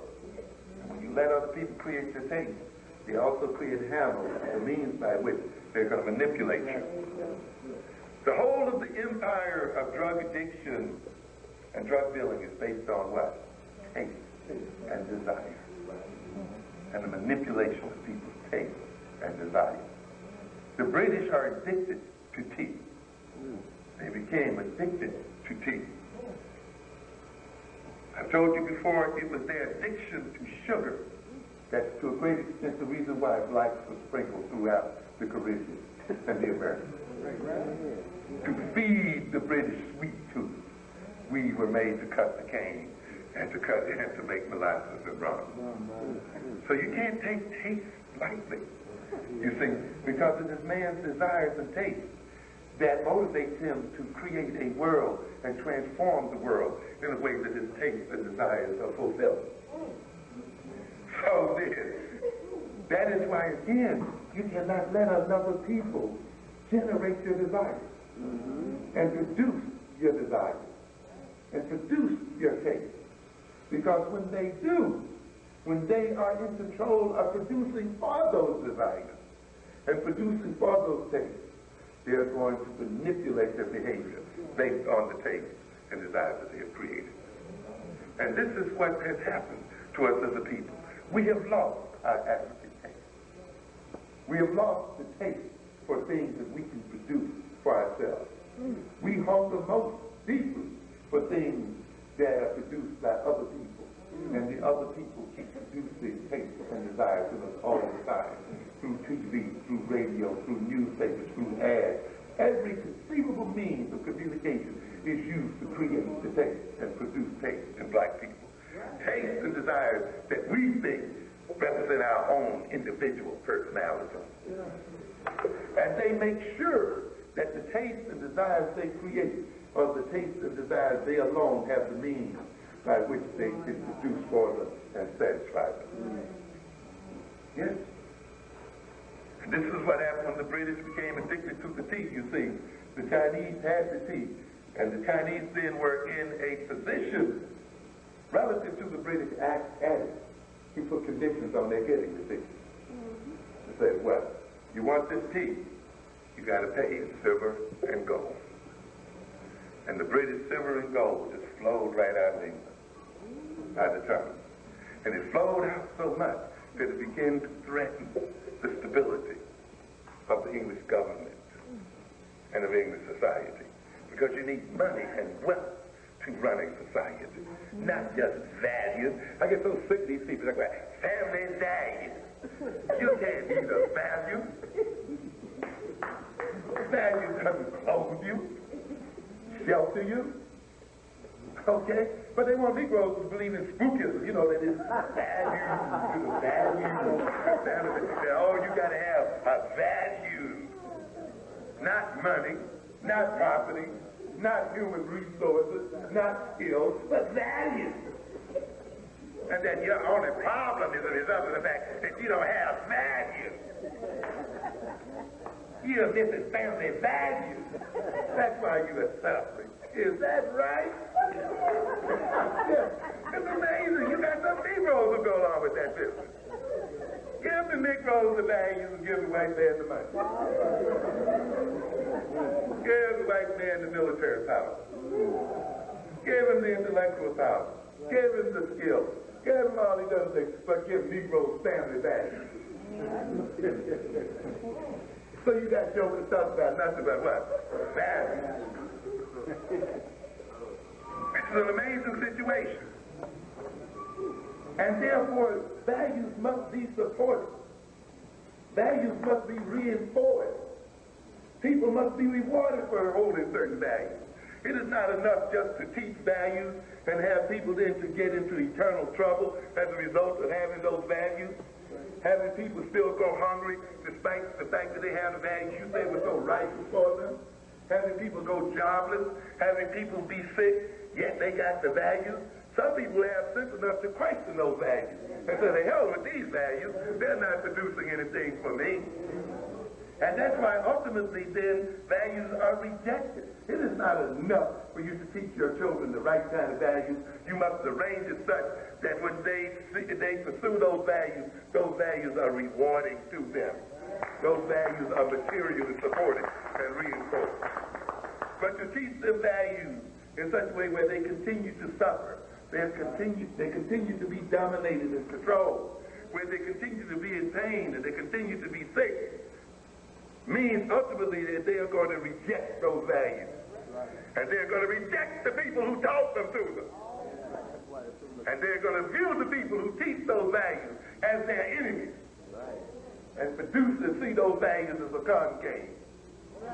You wonder why they reject you. They wonder why they reject you when you try to teach them the righteous way. It's because you have no way to back those rules up and to back those values up and to make those values pay. You need to teach more than values. You need to arrange your life in such a way that those values have valuable outcomes and real outcomes for people. And so the British values the teach. And the Chinese then say you got to pay in gold. And the British lost their gold and silver. They realized if they didn't watch out, the government would not be able to finance itself. And the government would not be able to finance the social system. And the social system would become disorganized, and you would have social disorganization and social breakdown. The government would lose its authority, and it would not be able to generate jobs and generate wealth, and therefore support its families and support its economic infrastructure. And it's not supporting its families would become disorganized and destabilized. Mothers and fathers would lose authority within the family, and the children would gain a type of self-control that would be detrimental to them. The British recognized that in terms of what was going on. And they said that we have a problem here. We must find some way of balancing this trade, of getting an exchange between China and Britain in such a way that we will be enriched through our trade with China. But since the British didn't have anything the Chinese want, what did the British do? They addicted the Chinese to what? To opium. They had control over the opium fields of India and Burma. And they shipped the opium to China against the laws of China, against the attempts of the Chinese government to interdict this opium. It is the sale of opium that is the financial foundation of the English government. The crown of the Queen today, in Buckingham Palace today, is built upon the drug trade. And as much of the economy of the United States is built on the drug trade today. The selling of opium and the control of opium became a British governmental monopoly. And the foundation of English power and colonial power in Hong Kong and in China and in other parts of the world was based on the selling of opium and the selling of drugs. Some of the most honored of British companies and British powerful capitalistic formations was based almost exclusively on the selling of drugs and opium. The government knew, the British government was so dependent upon the selling of drugs and opium and recognized the degree to which it contributed to its power and to its stability, until when the Chinese showed that they meant business and that in terms of keeping the opium out, the government itself went to war in 2 opium wars to make sure that the Chinese market remained what? Open. Free. To British enterprise. And the Chinese government went to war. For what reason? Because once its population, a large part of its population became addicted to opium, the British made a similar demand, didn't they? So you got to pay in what? Silver and gold. And now the Chinese silver and gold did what? Flowed in the other direction. And now the Chinese government saw itself in danger. It saw its country beginning to collapse. It not only was losing money and wealth and the means to finance itself and to generate wealth and to advance its economic interests, it also now had a major social problem, drug addiction. And it moved in to block the selling of drugs, and the British moved in to destroy that capacity to do so. And Hong Kong today is one of the major means by which, one of the things that the British acquired as a result of the Opium Wars. What are we saying here then, ladies and gentlemen? We are saying here then that you cannot permit your wealth to flow out of your community and have your community remain stable. You cannot permit your wealth to flow out of your community and have your families remain stable.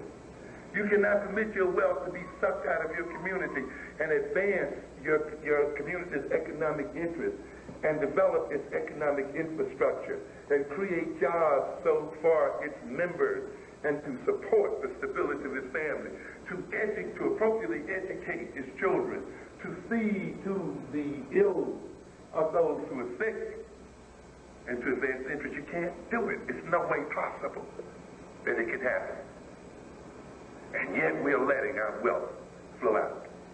This is the reason why, then, you have so much crime and violence within our midst, not only in this country, in America, but in the Caribbean as well, in Africa as well, and in other places where black people are domiciled and are resident, for essentially the same reason. Because African people not perceiving themselves as nations and not acting in terms of their national interests are permitting other people to seize their wealth and to take their wealth. You do not see crime and criminality to such a degree we see it, where you do not see an immense concentration of poverty. Even within the black community, we pointed out, there are 7 communities or neighborhoods within New York State that generate 75% of the inmates in the state prisons. But there are many more than 7 black neighborhoods in the state. And yet, when you look at those neighborhoods, you will see it is in those neighborhoods that the income levels are low, that the human skills levels are low, that the educational skills and other skills are low. And most of all, blacks relative to whites, you will see crime and violence occurring to its highest degree, where those people do not have control of their internal market and control of their wealth and control of some type of human capital that they can use as a source of wealth and power. We'll hurry on here, but I just want to look at one thing. We have a project here I want to talk about. Some of you are familiar with the Pathmark project there on the street, right? East there, 125th and near 3rd Avenue, I believe. Many blacks see that as some kind of advancement for the black community. How is it sold? In terms of convenience and low price. The same way we unemploy and justify the unemployment of these vendors out here. We have not removed not only just a so-called 1,000 vendors, we've destroyed the life not just of 1,000 people. I tell people, you know, when people say GM or some other company has cut 10,000 jobs, you should multiply that by 5. Right. That means that there may be 4 or 5 or 6 people dependent on those jobs. And so instead of 10,000 lives being disrupted, 30, 40, 50, 60,000 lives are being disrupted. Instead of then 1,000 lives being disrupted out here, there will perhaps 3, 4, 5,000 lives being disrupted. The lives of whole families are disrupted, not just the individual vendor that you saw out there on the block, but those who depended upon their earnings as a means of feeding themselves and sheltering themselves and educating themselves and protecting themselves against illnesses and other means. It was not a mere movement of vendors who happened to be selling T-shirts. It was a destruction and a destabilization of thousands of people's lives. And yet we have some jokers who justify this in terms of the convenience of getting into Woolworths I don't have to walk around the vendors now. I can just walk right into Woolworth and get a bank man all my money. Yeah. It's argued in terms of what? Convenience. Convenience. Yes, convenience. Oh, I hate to walk around all those vendors. Oh, the garbage in there. Oh, man. Yeah. What a situation is. But this comes out of this kind of false ideology. A false belief that we have here as a people. This is going to permit other people to suck the wealth of the community. We are more concerned as to whether there's garbage left on the street or whether we have to walk around the table than we are with whether the wealth of the community would be used to maintain the community itself. It's got to be backwards. Whether the wealth of the community will be used to employ people in the community. Whether the wealth of the community will be used to feed and shelter and clothe the people of the community. We are more concerned as to whether we have to walk through some trash or we have to walk around and in the table. What kind of false consciousness must we possess in order to arrive at this state? Now we have some people proposing to build a path mark down the street. And they propose to say that this is an advancement for black people. Study that proposal very closely, ladies and gentlemen. This is a part of a major move on the part of a company or a non-profit corporation called LISC, called Local Initiative Support Corporation, in partnership with some local community groups and churches. Oh yeah, because the game is the same all over, you see. Yes, yes. And some preachers. And some other community groups along with the politicians. Yeah. Now what is this initiative? Now this initiative is going to enter into the so-called partnership with these community groups to build this big supermarket and to have some attached stores and so forth. Let us say a type of mall there. Now you should get very suspicious of a situation like that. Why? First of all, you see, Negroes are deceived because this Local Initiative Support Corporation is called a non-profit corporation. And we think when we hear the word non-profit, that means that it is charitable. Yes, that it's charity. And that way, I mean, we really let it have its way there. Yes, you know, we just say, hey, man, let's go. You know, these people are being good for us. But let me tell you something about foundations, the Ford Foundation, the Carnegie Foundation. Oh, yeah, Rockefeller, all of these big foundations that we hear about, all of these non-profit agencies. Just because things are non-profit foundations does not mean that the foundation is not in the profit-making business. To a good extent, these non-profit foundations are the front men or the advanced men for their profit-making brothers. They go in and prepare the territory and prepare the ground so that their profit-making brothers can come in and take the wealth of a community. You talk about, Lyft came into business with a grant from the Ford Foundation.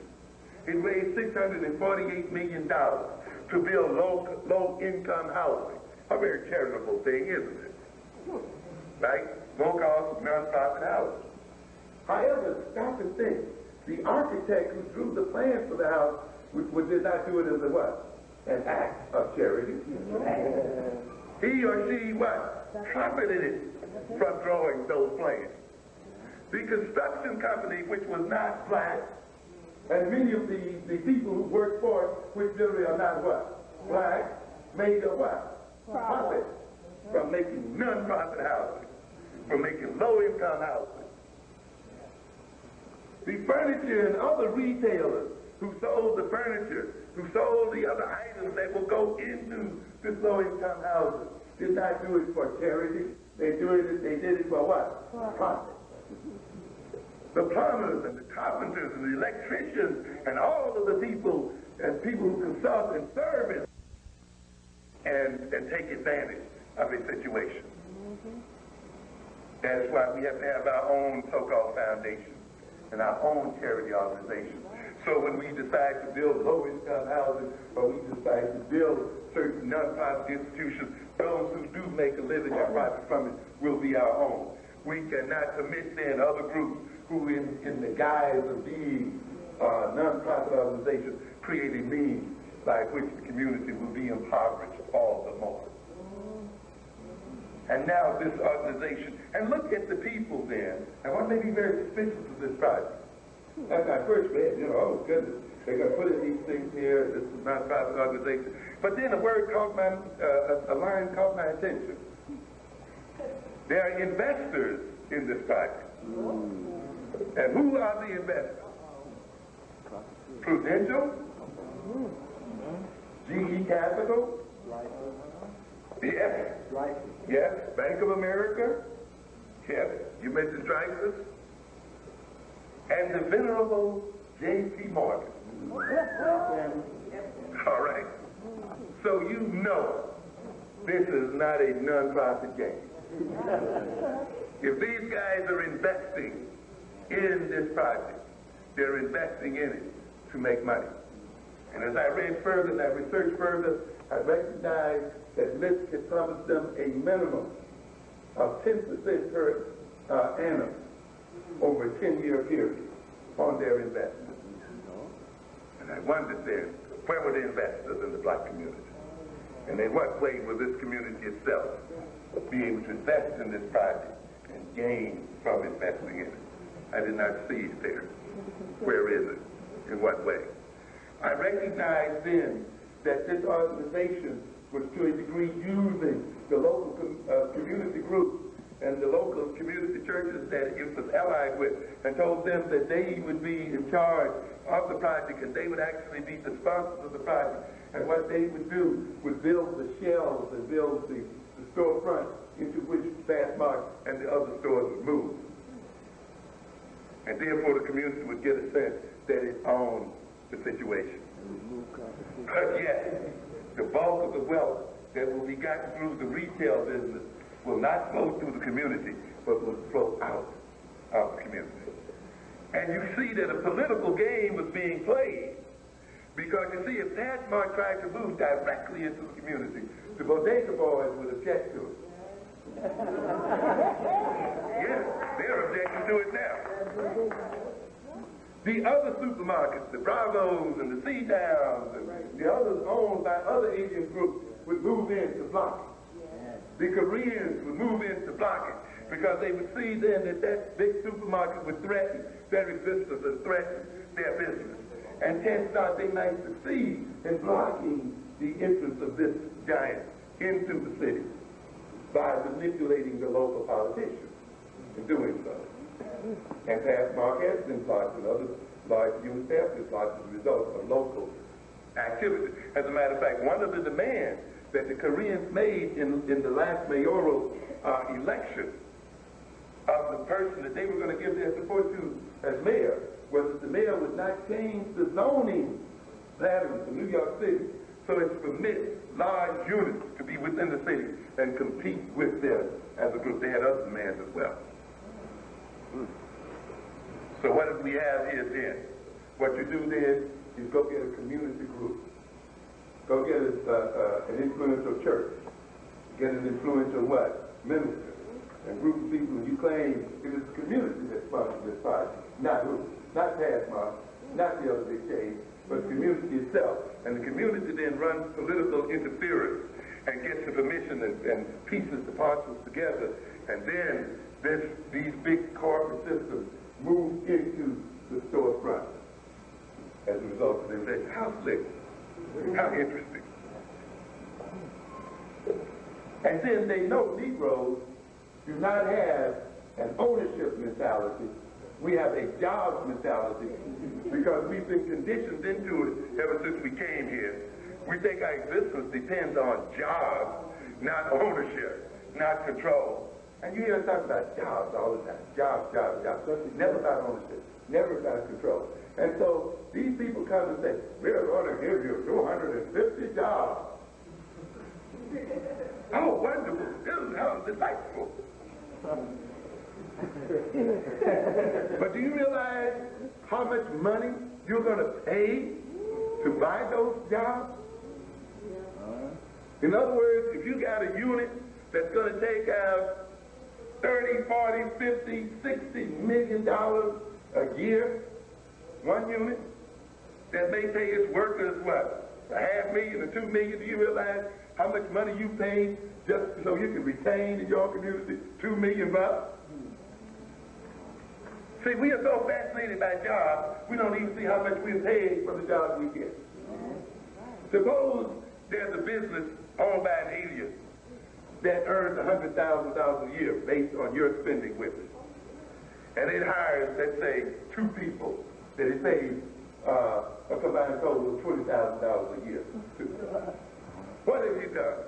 You paid that business $100,000 to give you back what? 20. And the business person does what? Takes out the other 80,000, and you've made progress because now you got 2 jobs where you didn't have before. This is what they were. We're going to give you jobs. But you see, if you had a local resident who owned that $100,000 business and gave those 2 jobs, the whole $100,000 would do what? Remain in the community and enrich the community and become a part of the community. You just cannot be deceived because people lay a job trip on you. You want to own the job and the what? And the business. This is the source of power. This is the source of wealth. Not having some joker who's going to give you 2 pennies back for every dollar he takes out. Yes, this is the kind of game that we are being permitted to run on us. Now this foundation is planning to invade 14 inner cities across the country. Using some foundation money, but it states very clearly that it's going to only fund 30% of the project through its own money. The other 70% will be funded through regular loans and regular business loans, which means what? That these banks that ante up the money and these investors that ante up the money will earn as a result of their investing. It's business as what? Usual. And the only thing the Negro can think about is convenience. That job. Yes. How convenient it is for him to go there. In the end, the neighborhood will become impoverished because those 250 jobs will not add much to the economy and to the wealth of the community. Very little. The very economic structure of the surrounding neighborhood will be distorted. As the bodegas, the small businesses, and other things go out of business or struggle to stay alive. So in a sense, you would have, if someone put a cathedral in the midst of a desert, you would have put this pearl in the midst of this pen. Because the neighborhood itself would not have been enriched by it, even though it may look so on the surface. In a sense, it would have been more effectively impoverished by it, because now its wealth is being sucked out more efficiently. And where did Liz get this idea from? They looked at the Fulton Mall in Brooklyn, a mall supported by black folks, a mall that handles 100,000 people a day, a mall where black people spend over $1 million a day, a mall where the 200 stores earn an average of $200 per square foot. You don't know the kind of wealth you got there. No. These malls, this mall in Brooklyn, this Fulton Mall, where black people spend money, and is like the 6th largest retail turnover area in the country. You see, you may be poor, but there are many of you. And it's this concentration of poor people that makes them, in totality, outweigh the wealth and spending of suburbs which are scarcely populated. Understand? And therefore, the amount that's earned per square foot in the Fulton Mall compares very favorably with the amount that's earned in any suburban mall. In fact, the average earned per square foot in the Fulton Mall is $200. The average earned per square, and the average earned by the suburban mall is $234. See what kind of wealth you got here? And these white boys are familiar with this, but we don't study ourselves, and we don't know ourselves. We don't know our own strength. Many of the past marks in Newark, in the so-called new community in Newark, in Restoration Plaza, and so forth, out-earn suburban pass marks and pass marks outside of the city. Yes, that's why do you think pass marks wants to get in here?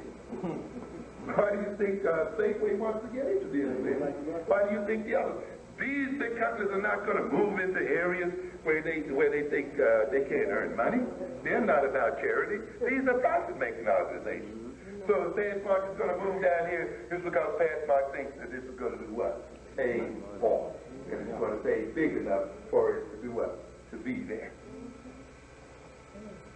And List then studies the fact the Fulton Mall and other malls are wealth-producing. They also studied the fact that the mall markets on the outside have been saturated. And now, to a good extent, the only one left is the one right here in the inner city. Now, what do we have here now? You think I'm joking about this business of this nonprofit agency? I happened to run across a statement run in the New York Times on October 2, 1994, written by the president of the Local Initiative Support Corporation. And I found it interesting. It was titled Inner Cities Beckon Savvy Retailers. Last month, a group of corporate investors unveiled an unprecedented fund to reestablish major supermarkets in more than a dozen poor urban areas. This is Paul Grogan, president of this nonprofit organization. And he states very clearly, but no one should confuse this effort, the retail initiative, which is an arm of that group, with philanthropy. Okay. These are his words. Did you hear what he said? But no one should confuse this effort, the retail initiative, with philanthropy. We're not in the charity game. This is not why the likes of Bank America, Bankers Trust, and GE Capital have signed on. The fund, as much as $90 million when leveraged, is a hard-headed investment tool for breaking into a surprisingly lucrative market, the inner city. Okay? To be played upon, what did I say? Your consciousness has to be what? Backwards. A rich people have to see themselves as what? Poor. We identify ourselves as what? Poor. We associate poorness and blackness as one and the same thing. And yet every other group is out there racing and robbing us of our wealth. And we still see ourselves as what? Poor. European nations and other nations have grown rich on the poor nation of Africa, the poor nation of the Caribbean. They fought battles and wars ones and twos and other kind of wars in order to gain control of poor nations, in order that they grow up wealthy. And we have this ideological belief and self-concepts that have us look at ourselves as poor people. And yet others are picking our pockets at every turn. And he goes on to say, you read it right. Yeah. Guys up front. Please don't Negroes don't read the Sunday Times. First, any pioneering supermarket would encounter little competition in these areas. They ain't gonna block you out. They have no concept or ideology that will permit them to block you from coming in. These are easy pickings there, baby. Years ago, see, they don't say that about the Japanese do. Let us in, bang, bang, bang, let us in. Had old Bush throwing up on the table. Old Clinton went over there. They still couldn't win. The Chinese backed them down. Because the Chinese just don't throw their legs over to anybody that comes along. No. They talk to the Chinese, but they have to negotiate with the Chinese. Because the Chinese just don't let the countries fly over to anybody and everything. No, they don't do it. And they make demands for doing business there. And that's what it's about. And they are willing to even pay higher prices to protect their national interests. They don't let convenience, because the Americans say, well, you'll let us in. The products will be cheaper, and your consumers will get these much cheaper. Chinese said, that's not, Japanese said, that's not our culture. We just don't operate on bargain. We just don't operate on what? Convenience. We just don't turn the wealth of our nation and our internal market over simply because you can say that you offer us a bargain and you can make it convenient. That may be the way you operate as Americans, but that's not the way we operate as Japanese. We hold other things dearer to ourselves than you do. And they block them out. And the Chinese and the Japanese trade balance relative to the United States is outstanding. Yes. And the United States is trying to find some way that that balance can be reduced in its favor. And it says, years ago, when the neighborhoods lost blocks and blocks of housing, supermarkets boarded up their windows and moved out. Since then, nonprofit community-based developers have rebuilt many of these areas. But the often activist resident, and it goes on here, I can't read the whole thing, and it goes on to state, he goes on to state, this gentleman here, also, despite the inner city's lower income, their high population density gives them potent buying power. As the few supermarkets that do operate in such neighborhoods prove, a Pathmark supermarket in Newark, for example, routinely outperforms many other Pathmark stores. Also ranking high in industry profitability are a Safeway in Washington, a Winn-Dixie in Miami, and a Dominick's in Chicago. And it goes on, what is the bottom line? That there are markets for the asking for urban retailing pioneers. Not only supermarkets, but banks, pharmacies, fast food restaurants, even health maintenance organizations. Do you think what's going on out here on this street is merely a struggle between people in stores and people out of stores? No. This is a major struggle for the control of wealth and property. And you got a lot of politicians who are silent on this vendor's business. That's part of this game.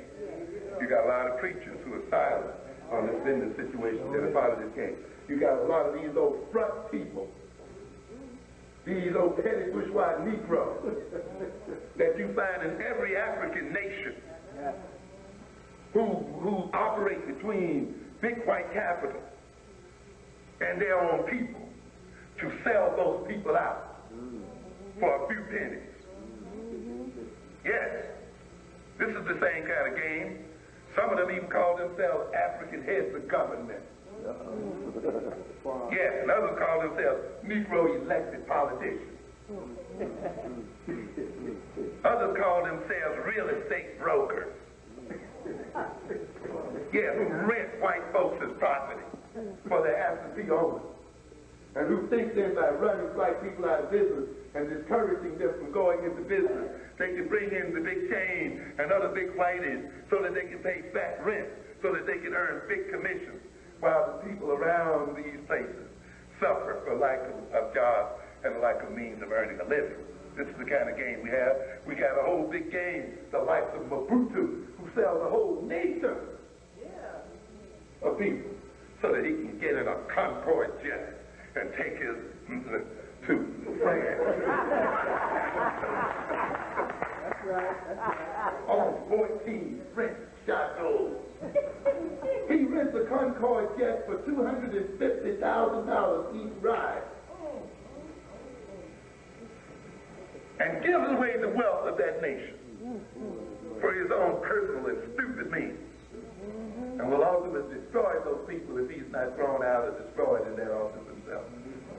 And now we got a bunch of Negro politicians and preachers and people who want to do the very same thing within this nation, to sell the black nation out in America, to be front men for outsiders and alien corporate interests and elites, and try to sell the people on some kind of joke that they're advancing their economic interests by handing out a few cheap jobs and by creating some little convenience store within their midst. This won't happen, and it should not be allowed to happen. I was very fascinated to find, speaking of how this game is played, to read another piece in October 26th about a mall comes to a black township. How many read that piece? I tell you, you see, I know you don't want to read the Times. You don't want to read the Wall Street Journal. You don't want to read The Economist, Foreign Affairs. Fortune for honor. Yeah. But I tell you, if you want to know what the game is, if you want to know how the plan is being set up, yes, this is where the people right now, they don't hide it from it. They put it right there. We're going to do this. This is the way we want to see the world organized. This is the way we're going to manipulate the world. This is how we're going to set it up, and so forth and so on. It will be projected sometimes 10 and 15 years before that. And you have time to change it. But again, if your consciousness does not include a knowledge of the situation, does not have that kind of information in it, then you will be unable to deal with it, and you will be overrun by the future, and you will suffer from future shocks. Because the white man's game is the same the world over. The same technique, and that technique involves the use of Negro mind and the use of a falsified black consciousness as a vehicle for creating wealth and power. A mall comes to a black township. Where are they talking about? South Africa. Soweto, South Africa. It's not only 125th Street, ladies and gentlemen. It's all over the world. The article begins, Soweto, South Africa, October 23. Isn't it amazing they all happened about the same time? Yeah, the game is going on simultaneously. Because you see, these people have saturated their own market. They built pretty much malls and things where they got to be built in their nation. Now, they've got to look for other places. And now they're looking at places they have overlooked. You see? And now they're going to come. That's why they're talking about diversity. That's why they're talking about educating themselves in diversity and multiculturalism. But a simple-eyed Negro thinks they're talking about love between humankind. These people are not talking about love when they talk about multiculturalism. They realize that they can only exist in a world that's multicultural by being able to understand it and use its culture as a basis for dominating them economically, socially, and politically. It wants to get to know you. It wants to ingratiate itself with you as a means of getting to your pocketbook, not because it has any deep and abiding respect for you as an individual or as a people. But love-starved Negroes, they respond to any hint of kindness on the part of those who abuse them. Yeah. Last year, a group of white executives from San Lam, yeah, they want white folks love more than they want, anything else. A group of white executives from San Lam Properties, a leading South African development company, piled into a minivan and rode into terra incognita. What is that? Yes, that's Latin for what? Unknown earth, unknown territory. The sprawling black metropolis of Soweto. A. Jacobus, a swing pool, Sandland's regional manager recounts that journey. It is tempting to imagine a carload of cartoon capitalists with dollar signs ringing in their eyes. Ka-chung, ka-chung. Soweto, impoverished, alien, oppressed. Did I say power? Soweto. Yes, name it. Anyway, black folks. Impoverished, alien, oppressed, battle-torn Soweto suddenly seemed a land of untapped opportunity. Number one? Okay. All right. The first result of the trip materialized here on September 29th.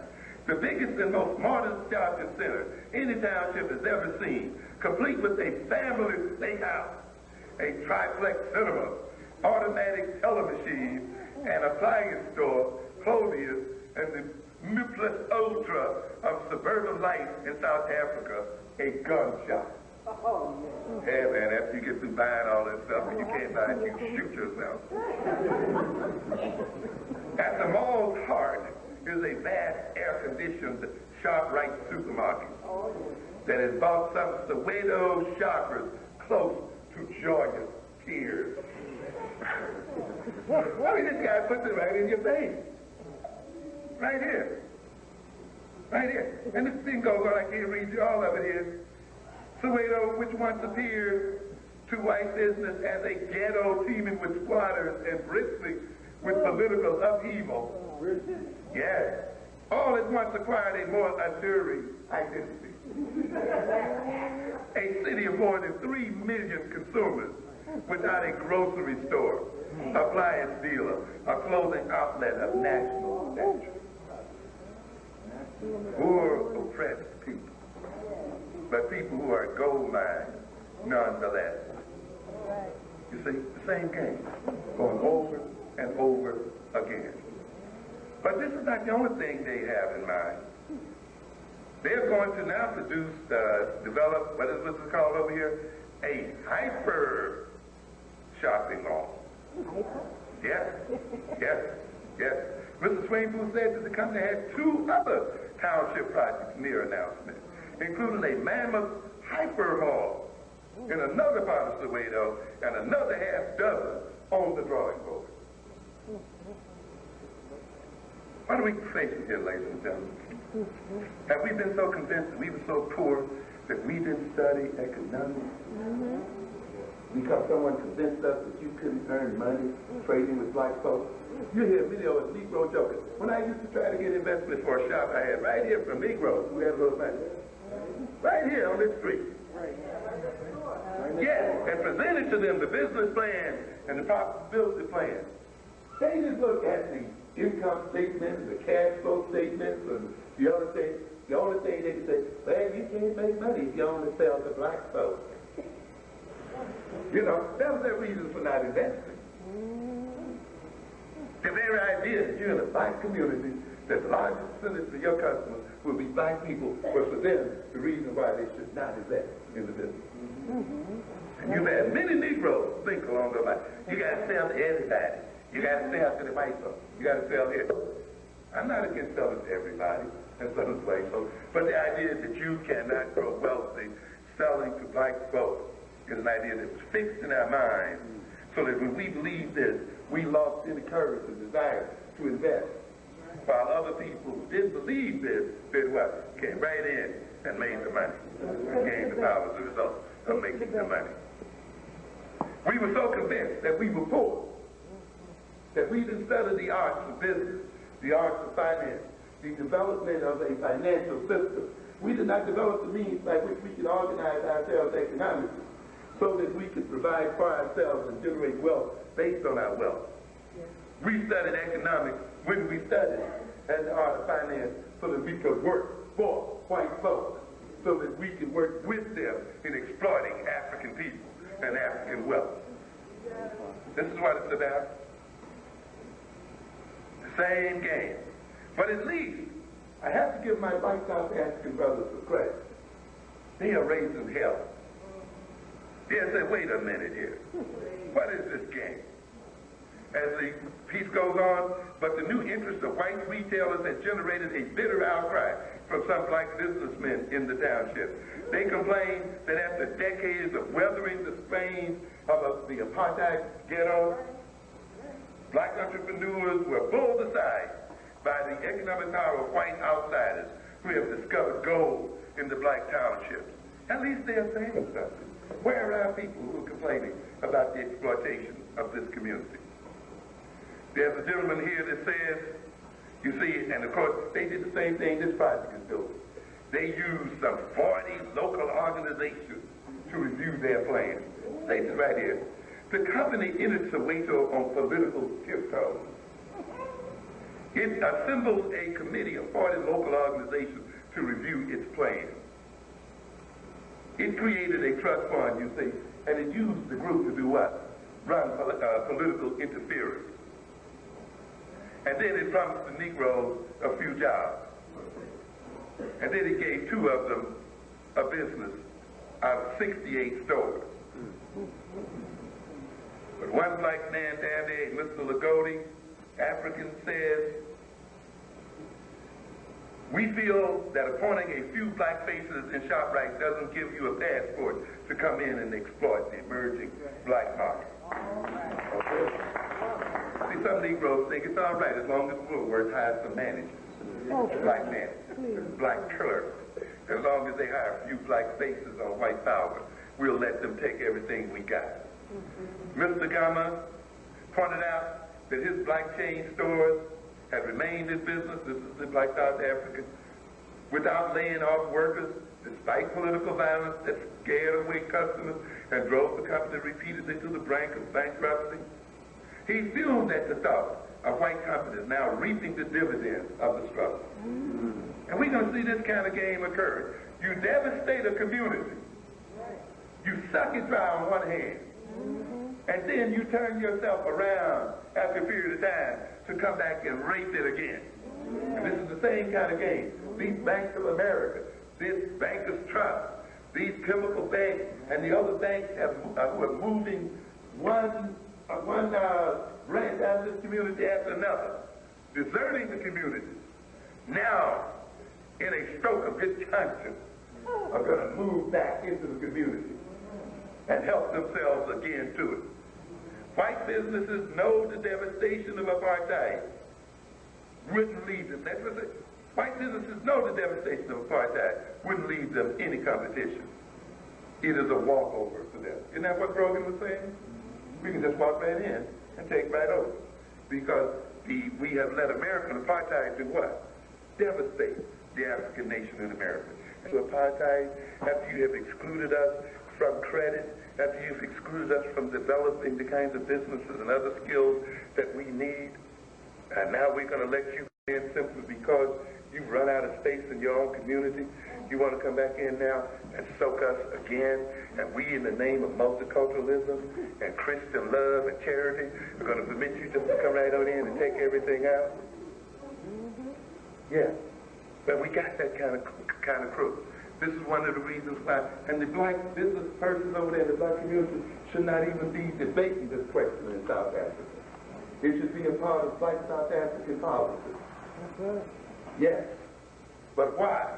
Why are they debating this? Why are these people planning to move into this black South African community? For the same essential reason that they're moving into our community. Because Nelson Mandela and those who run these nations are people who operate on a false economic ideology, and more so than that, on a false religious ideology. They have the slave religion of their masters in their hearts. I don't care if it's Christian or Muslim. Any people who have the religion of their masters are going to be manipulated by it. Yes, they have a religious ideology. And you've got Nelson Mandela up there talking, let's forget the past. You know who loves Mandela? To death, Bob Grant. Yes. He loves Mandela day and night. And you know if Bob Grant loves Mandela, something's wrong. You know that. Why does he love Mandela? Because Mandela refused to redistribute that wealth. Right. And he sat up there and told the South African people to forget the past that damaged them in so many ways, the past that it will take them generations to overcome. He tells them to act as if that past never occurred. Yes, it's some kind of false religiosity. It was not his role, and he did not have the authority to stand up there and leave the wealth that these people had stolen in the hands of these thieves. But some Negro Christians, both here and abroad, thought he did the right thing because they confused even their own Christian ideology.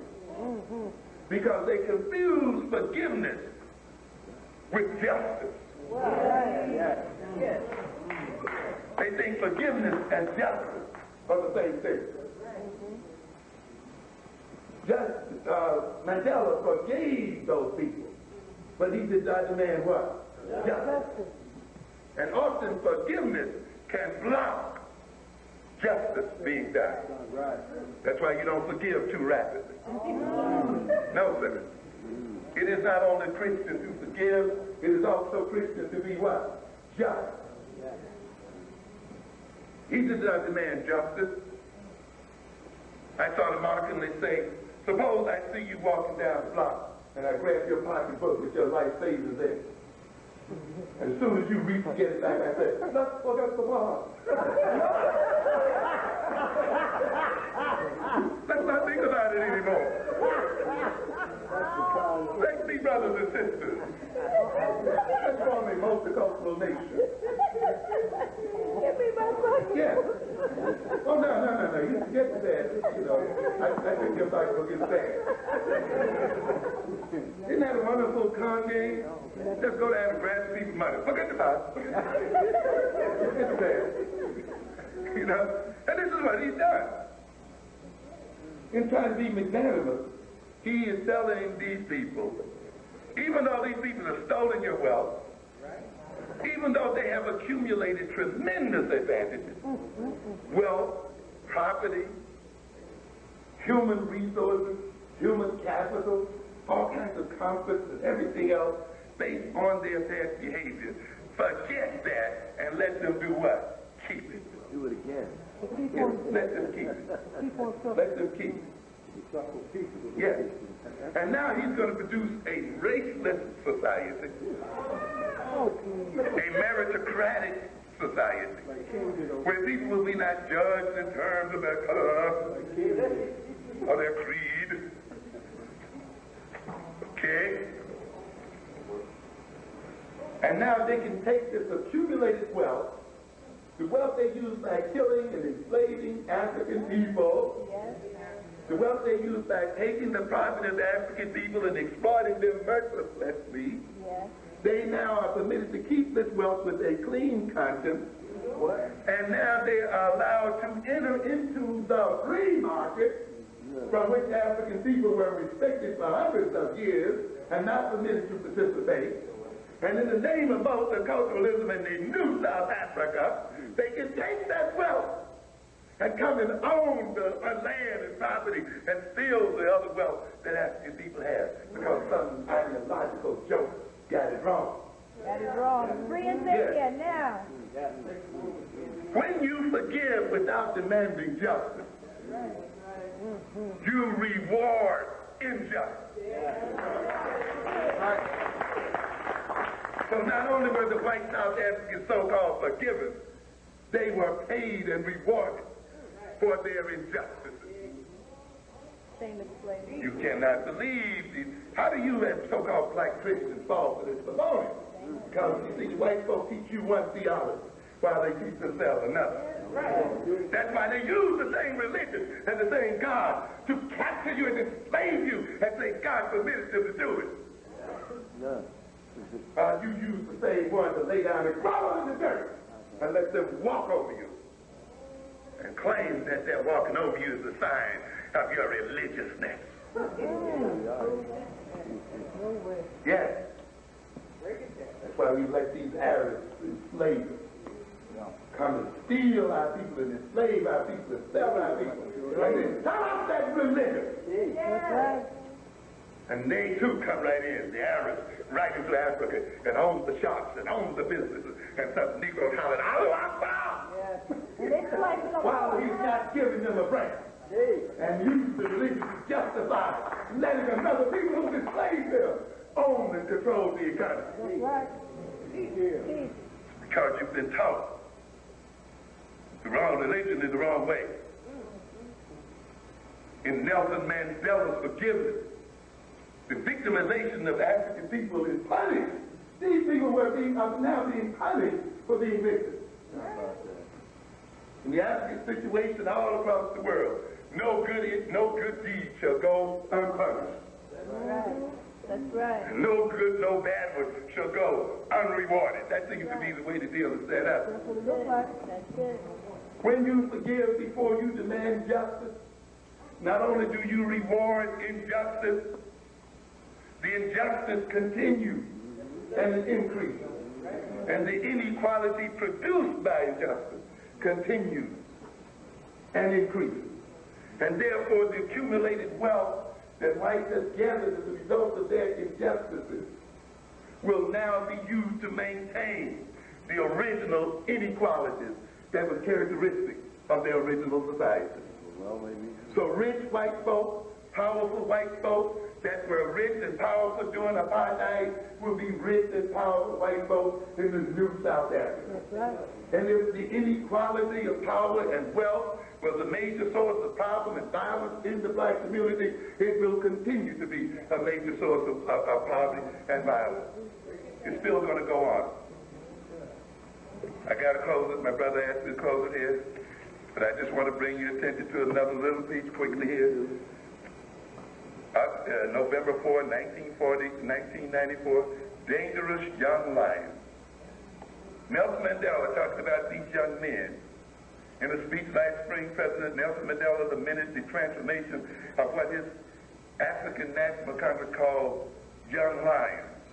The youth in the township have over the decades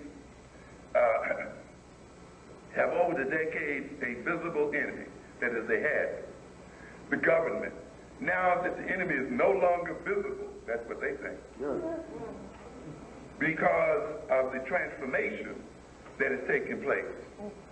Their enemy is, and this is Nelson, their enemy is now you and me, people who drive a car and have a house. In other words, there's a great increase in crime rate going on there, and where it's dangerous for you to even drive a car down the highway. I have caught people, just the young men, people that pull you right out of it, strip you down and drive away with it. And they get carjacking and other kinds of so-called black-on-black violence. They want justice. So what did we say then? Because these people were forgiven, they were permitted to keep their wealth, and the inequality was permitted to continue, then the problems associated with inequality, violence, poverty, unemployment, and so forth, the problems associated with that will continue. So in this instance, forgiving these whites, forgetting the past, did not resolve a problem. It has done what? Created new problems. Just as removing these vendors from these streets is not going to resolve the problem of crime and violence in the black community. And family instability is going to do what? Increase them. And while you have your righteous Christian forgiveness and your multicultural non-colorism, you are at the same time generating problems of crime and criminality. I will tell you that your greatest problem will be not that of getting into world work unobstructed by vendors. You will be able to walk down the street without having your head knocked open by your own children from whom you have robbed of their wealth and of their inheritance. Yes, you will think in no way running these vendors off the street, in no way not owning this street is going to contribute to peace and harmony. There is no peace without what? Justice. You hear it all the time. And the essence of justice is reparation. Yes. The essence of justice is redistribution.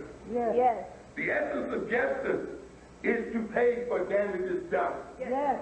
And the white South African, as well as the white American, as well as whites all over this world, must reparate the injuries that they've done to the African people of this earth. Their wealth must be redistributed if thou is to be brought back. And if they don't do it, and they're not going to do it, then we will have to do it for them. Yes. What are you going to get as a result of this forgiveness? Mandela and black politicians, a greatest class stratification within the black community. Yes. You're going to create this idea now that we are all equal, that we shouldn't look at each other in terms of race, that we're in a free market, everybody has equal chance to do this, and yet every time you see going into it, white folks, Asian folks, other folks. So, but you're going to tell your children that race is not responsible for this. And yet, they're not going to see their race as being the ones in charge. This then raceless society, this colorless society, strangely enough, is going to increase the level of self-blame and self-hatred in the black community. Because when you tell people that that races are no longer operating, that they're no longer being restricted by another group, and yet they do not see themselves as succeeding and making it, and people like themselves as succeeding and making it, then they are going to turn around and do what? See themselves as deficient, blame themselves, and hate themselves, and say that it must be something about us, the reason why we can't make it, because there's no one out there holding us back. We are free now. The reason that depends on race. You see? So you're going to get this contradiction that at the very point where the world appears to be becoming race-less, you're going to get a race of people suffering ever more deeply and yet becoming ever more self-hating and becoming ever more violent in terms of these kind of contradictions you have today going on in this society. There are many of them occurring at this point. You tell people now they got a right, they can make it in the world, and so forth, and then you disinvest their schools. They can be anything they want to be, and then you don't give them the means by which they can be what they want to be. That's why you tell them if they're not what they want to be, they like values. They like family background. You don't tell them they like a chem lab in the school. You don't tell them they like a computer lab. You don't tell them that their school is up to date and so forth, and things like this. No, it's their absence of value. It's something about what? Them. Individually and ethnically. And now this is what the South Africans will be told. Now check out what's going on in the suburbs of South Africa. You know what's happening in the suburbs of South Africa? Same thing happens over here. I'm saying this for these multicultural Negroes. Those ones who don't forgive and forget. Yeah. You know, I tell you, if you're going to be multicultural, be really multicultural. Demand that these other people live here then. Yeah. Demand that they be members of your church. Right. Demand that they go to the same schools your children go to. Check it out. Demand that they contribute to the institutions that are necessary for socializing your children. Demand that they generate jobs and so forth for the people. Then you can start it, but you don't demand that, yet you call yourself a multiculturalist. Your multiculturalism only amounts to the fact that you want to let them in here take your money and then go home. You just want to see a mix of merchants in this place. And you call that multiculturalism. If it is a truly multicultural neighborhood, they would live here and work here and play here and die here. And if they can't do that, then they don't deserve to get the wealth that's here. I got you, Brother X. I'm coming out of here. Just a quick read with these Negroes. The suburbs of South Africa stay cold to black. November 3rd. That's all this love and forgot the past business. After the cage of apartheid began to open up, why does a cage bird sing? And the borders of his existence were no longer the parked roads of Soweto. Brucey Macavela found a peach-colored house in a white promised land with rose bushes and a two-car garage. These people made it wax elegant when he comes.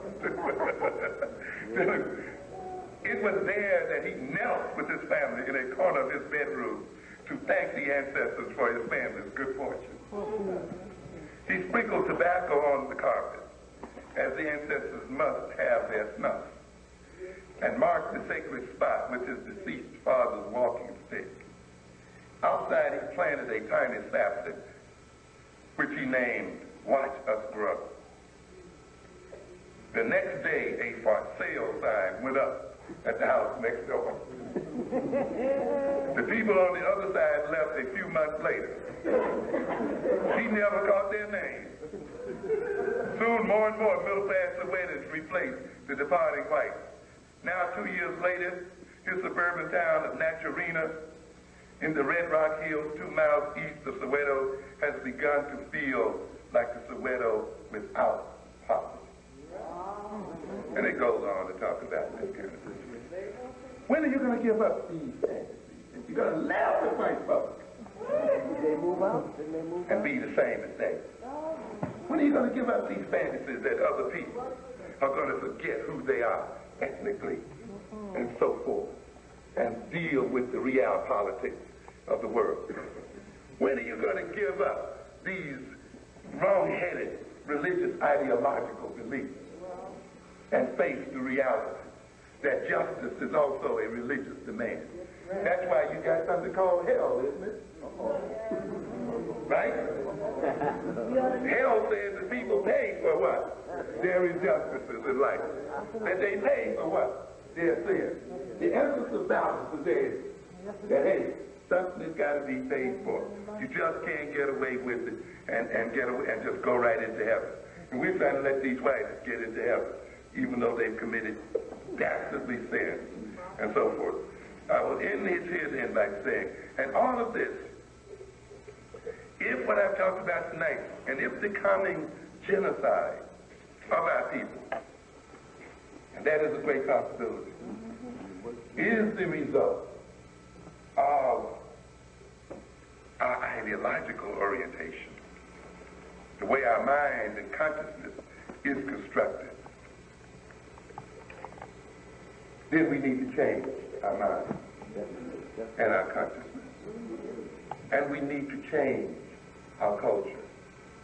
Black American culture is not the appropriate culture for us. All right?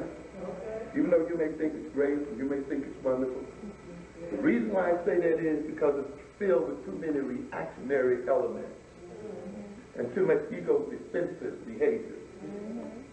Singing the blues instead of taking care of business. Talk about how a cage bird sings instead of singing a war song and tearing up the cage to tear up the person's Yes. We can't have a culture this way. A culture, like anything else, has got to be measured empirically. It doesn't matter even if it was present in Africa 500 years ago. To say something is African is no justification for keeping it. To say something is black is no justification for keeping it. It has to be measured against some kind of standard. Again, you Christians know what that empirical measurement is, don't you? Your Jesus told you what? You shall know a fruit by what? You shall know a tree by what? The fruit is there. Huh? That's an empirical measurement. He just didn't say, have faith and forget about it. He said you can measure the value of something. You can measure the value of something by looking at the fruit it bears. And if it does not bear any fruit, what did he say? It is good for nothing but to be cut down and thrown into the flames. Isn't that what he told you? You don't read your own Bible. That's why you messed up. Yes. And so he says that you can measure the value of a religion. You can measure the value of a system by looking at the fruit it bears. And if it bears no fruit and can only bear bitter fruit, then you should throw it away. You should burn it down and throw it up and throw it away. That's what it's about. I like the story of Doubting Thomas. Plagued by tokenism. Jesus walked in there, supposedly. Everybody else dropped on their knees. That's all right. Thomas said, hey, wait a minute here. Check you out. Hold your hand. See if there's some stain there. Let me look at the side. Let me see this. Huh? He just been going what? Superficial belief. He says, Lord, I believe, but help thou my what? Unbelief. What? Let me measure something here. I just can't go on it.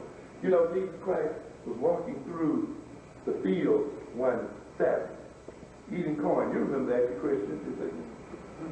And the old Orthodox Jews ran out and said, you can't do this. This is against the law. You should be hurt. And what did Christ tell him?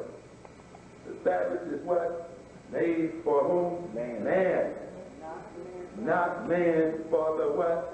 Sabbath. Religion is made for man. To serve man. Not man to You must understand that.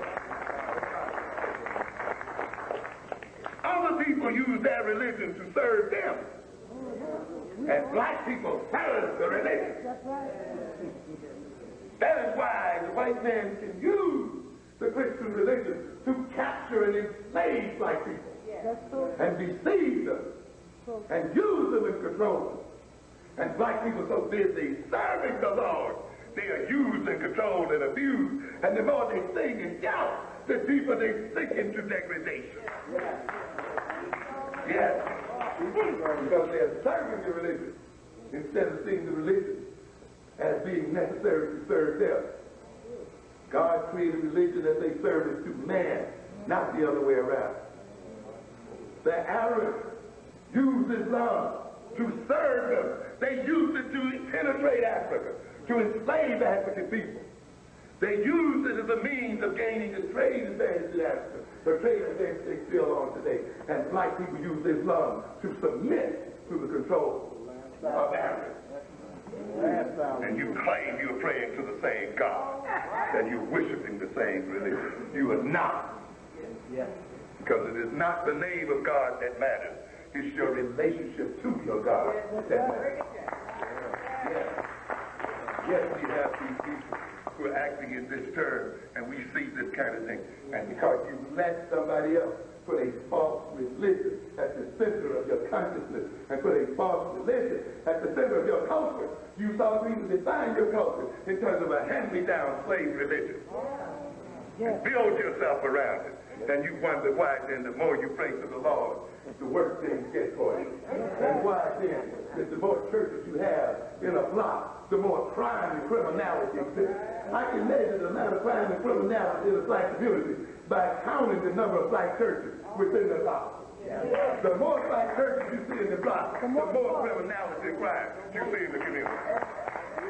I'm telling you, the communities where there's few, little crime, violence, and so forth, you have a church every 2 to 3 miles. But communities where people are drinking and drugging and addicted and carrying on, you got a church on every 2 to 3 miles. Yeah. That must tell you something here. That must tell you that the religion is not serving you, but you're serving the religion. Yes. You have to understand that. And this is the same kind of religious nonsense that motivates Mandela and motivates these preachers and motivates these politicians that have sold out this black community. When you let that kind of religion be at the center of your culture and be at the center of your consciousness, then that kind of religion is going to be the source of your distress instead of the source of your relief and the source of your protection. And I'm not talking about after you die. I'm talking about right while you're here on earth. Understand? And it's culture. It's culture. It's consciousness that is the source of power. That's why you got to develop it and recognize what it is. Even your own African brothers from the continent who still have a good fragment left of their culture are able to come over here to American nation. Right in your midst. Yes. Yes. Reading here out of the Washington Post, Chris Sidiweme, the 40-year-old founder of Bamboo Inn Restaurant at Georgia Avenue, talking about Washington, D.C., and Kennedy Street started in 1989 with an $8,000 loan from a local bank. Having managed McDonald's while earning a business degree from American University, Sidiweme thought he could make it with the West African Bistro. But with no credit history of his own, he needed someone to co-sign the loan. A friend from Nigeria, from Sidiweme's hometown, was happy to comply. The restaurant was a hit, and Sidiweme branched into 2 grocery stores. A logical move, he said, because more Nigerians eat food at home than in restaurants. He owns 2 stores now and is moving into the wholesale business with annual revenues of about $1 million. Sidiweme paid over $200,000 in state and local taxes. He's getting ripped off last year, and another $600,000 in employee salaries. He expects to become a U.S. citizen next year. Come on, what's the guy that's going in? Africans, you know, and he goes on here. He talks about the saying, once they get here, they're talking about Africans, from the continent, they find in the black community not only camouflage, but a market for their wares and skills. And like the peddlers of the 1800s, they went deep into the provinces to what many Americans would consider hostile territory. The ghettos of Detroit, Cleveland, St. Louis, and New Orleans. They sold African imports to African Americans, the greatest consumers of the world. Cloth from Ghana, carvings from Zaire, even gold from the Gold Coast. The peddlers' network spawned the first African stores, which spawned further immigration. Yes, they are following the footsteps of the Jewish peddlers, Howard University Professor Nang said. The critical mass of lumping immigrants is being joined quickly by university-educated elites who are setting themselves up as real estate agents, as wholesalers, shopkeepers, and accountants serving fellow immigrants. People who are connected by what? Culture. A group consciousness.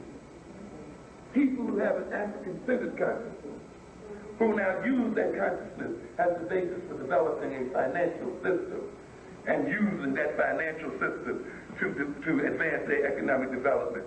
You see here they're coming together what we call ethnic resources.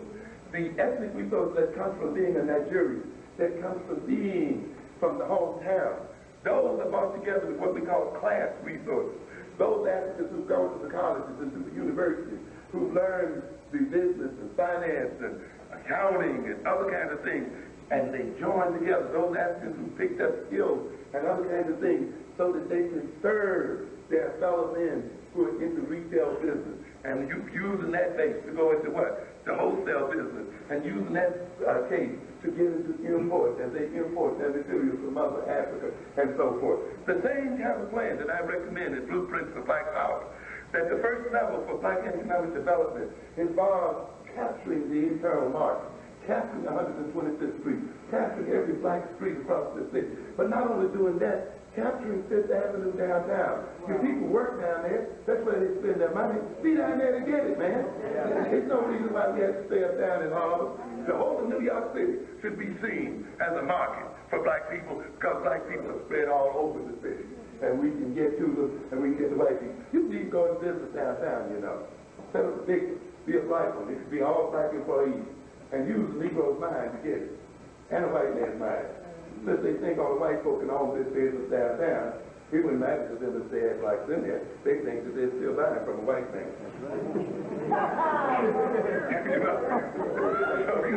You can get both the Negroes and the whites. And all the rest, oh, he's just a servant. So there's no reason why we just can't make it up downtown, anytime, round town, up down, all around town. Right, bringing these things together. But once we get these internal markets set up, we're not about those models and possible stores only. We're going to get this internal market, just as this gentleman did here with these stores. What's the next move after you get the internal market? Move into the what? The wholesale market. Because you want to serve all of these retail owners that you have, all across this city, all across this nation. You want these wholesale businesses now to do that. Now once you get into the wholesale businesses, where are you going to go from there? Into manufacturing. Because you're going to manufacture and distribute through your wholesalers, through your retailers, because you know you have a market. And where do you go then after you earn your money and your wealth from manufacturing, wholesaling, and retailing? You're going to use that wealth to buy equity into white corporations and multinational corporations and gain enough power and influence in those corporations so that you can sit on their boards and determine how the rules shall be made. So that if these corporations will rule the world, we will be a part of their rulership. They will not rule against us. They will rule for us. You understand where we're going? And after you buy equity in American corporations and so forth, you're going to get engaged in the export trade. You're going to become world traders and international dealers. You're going to invest in Africa. You're going to invest in Asia. You're going to invest wherever you can because you're going to supply these jobs for your children. You're going to stabilize these families. You are going to become a major economic factory force in the world.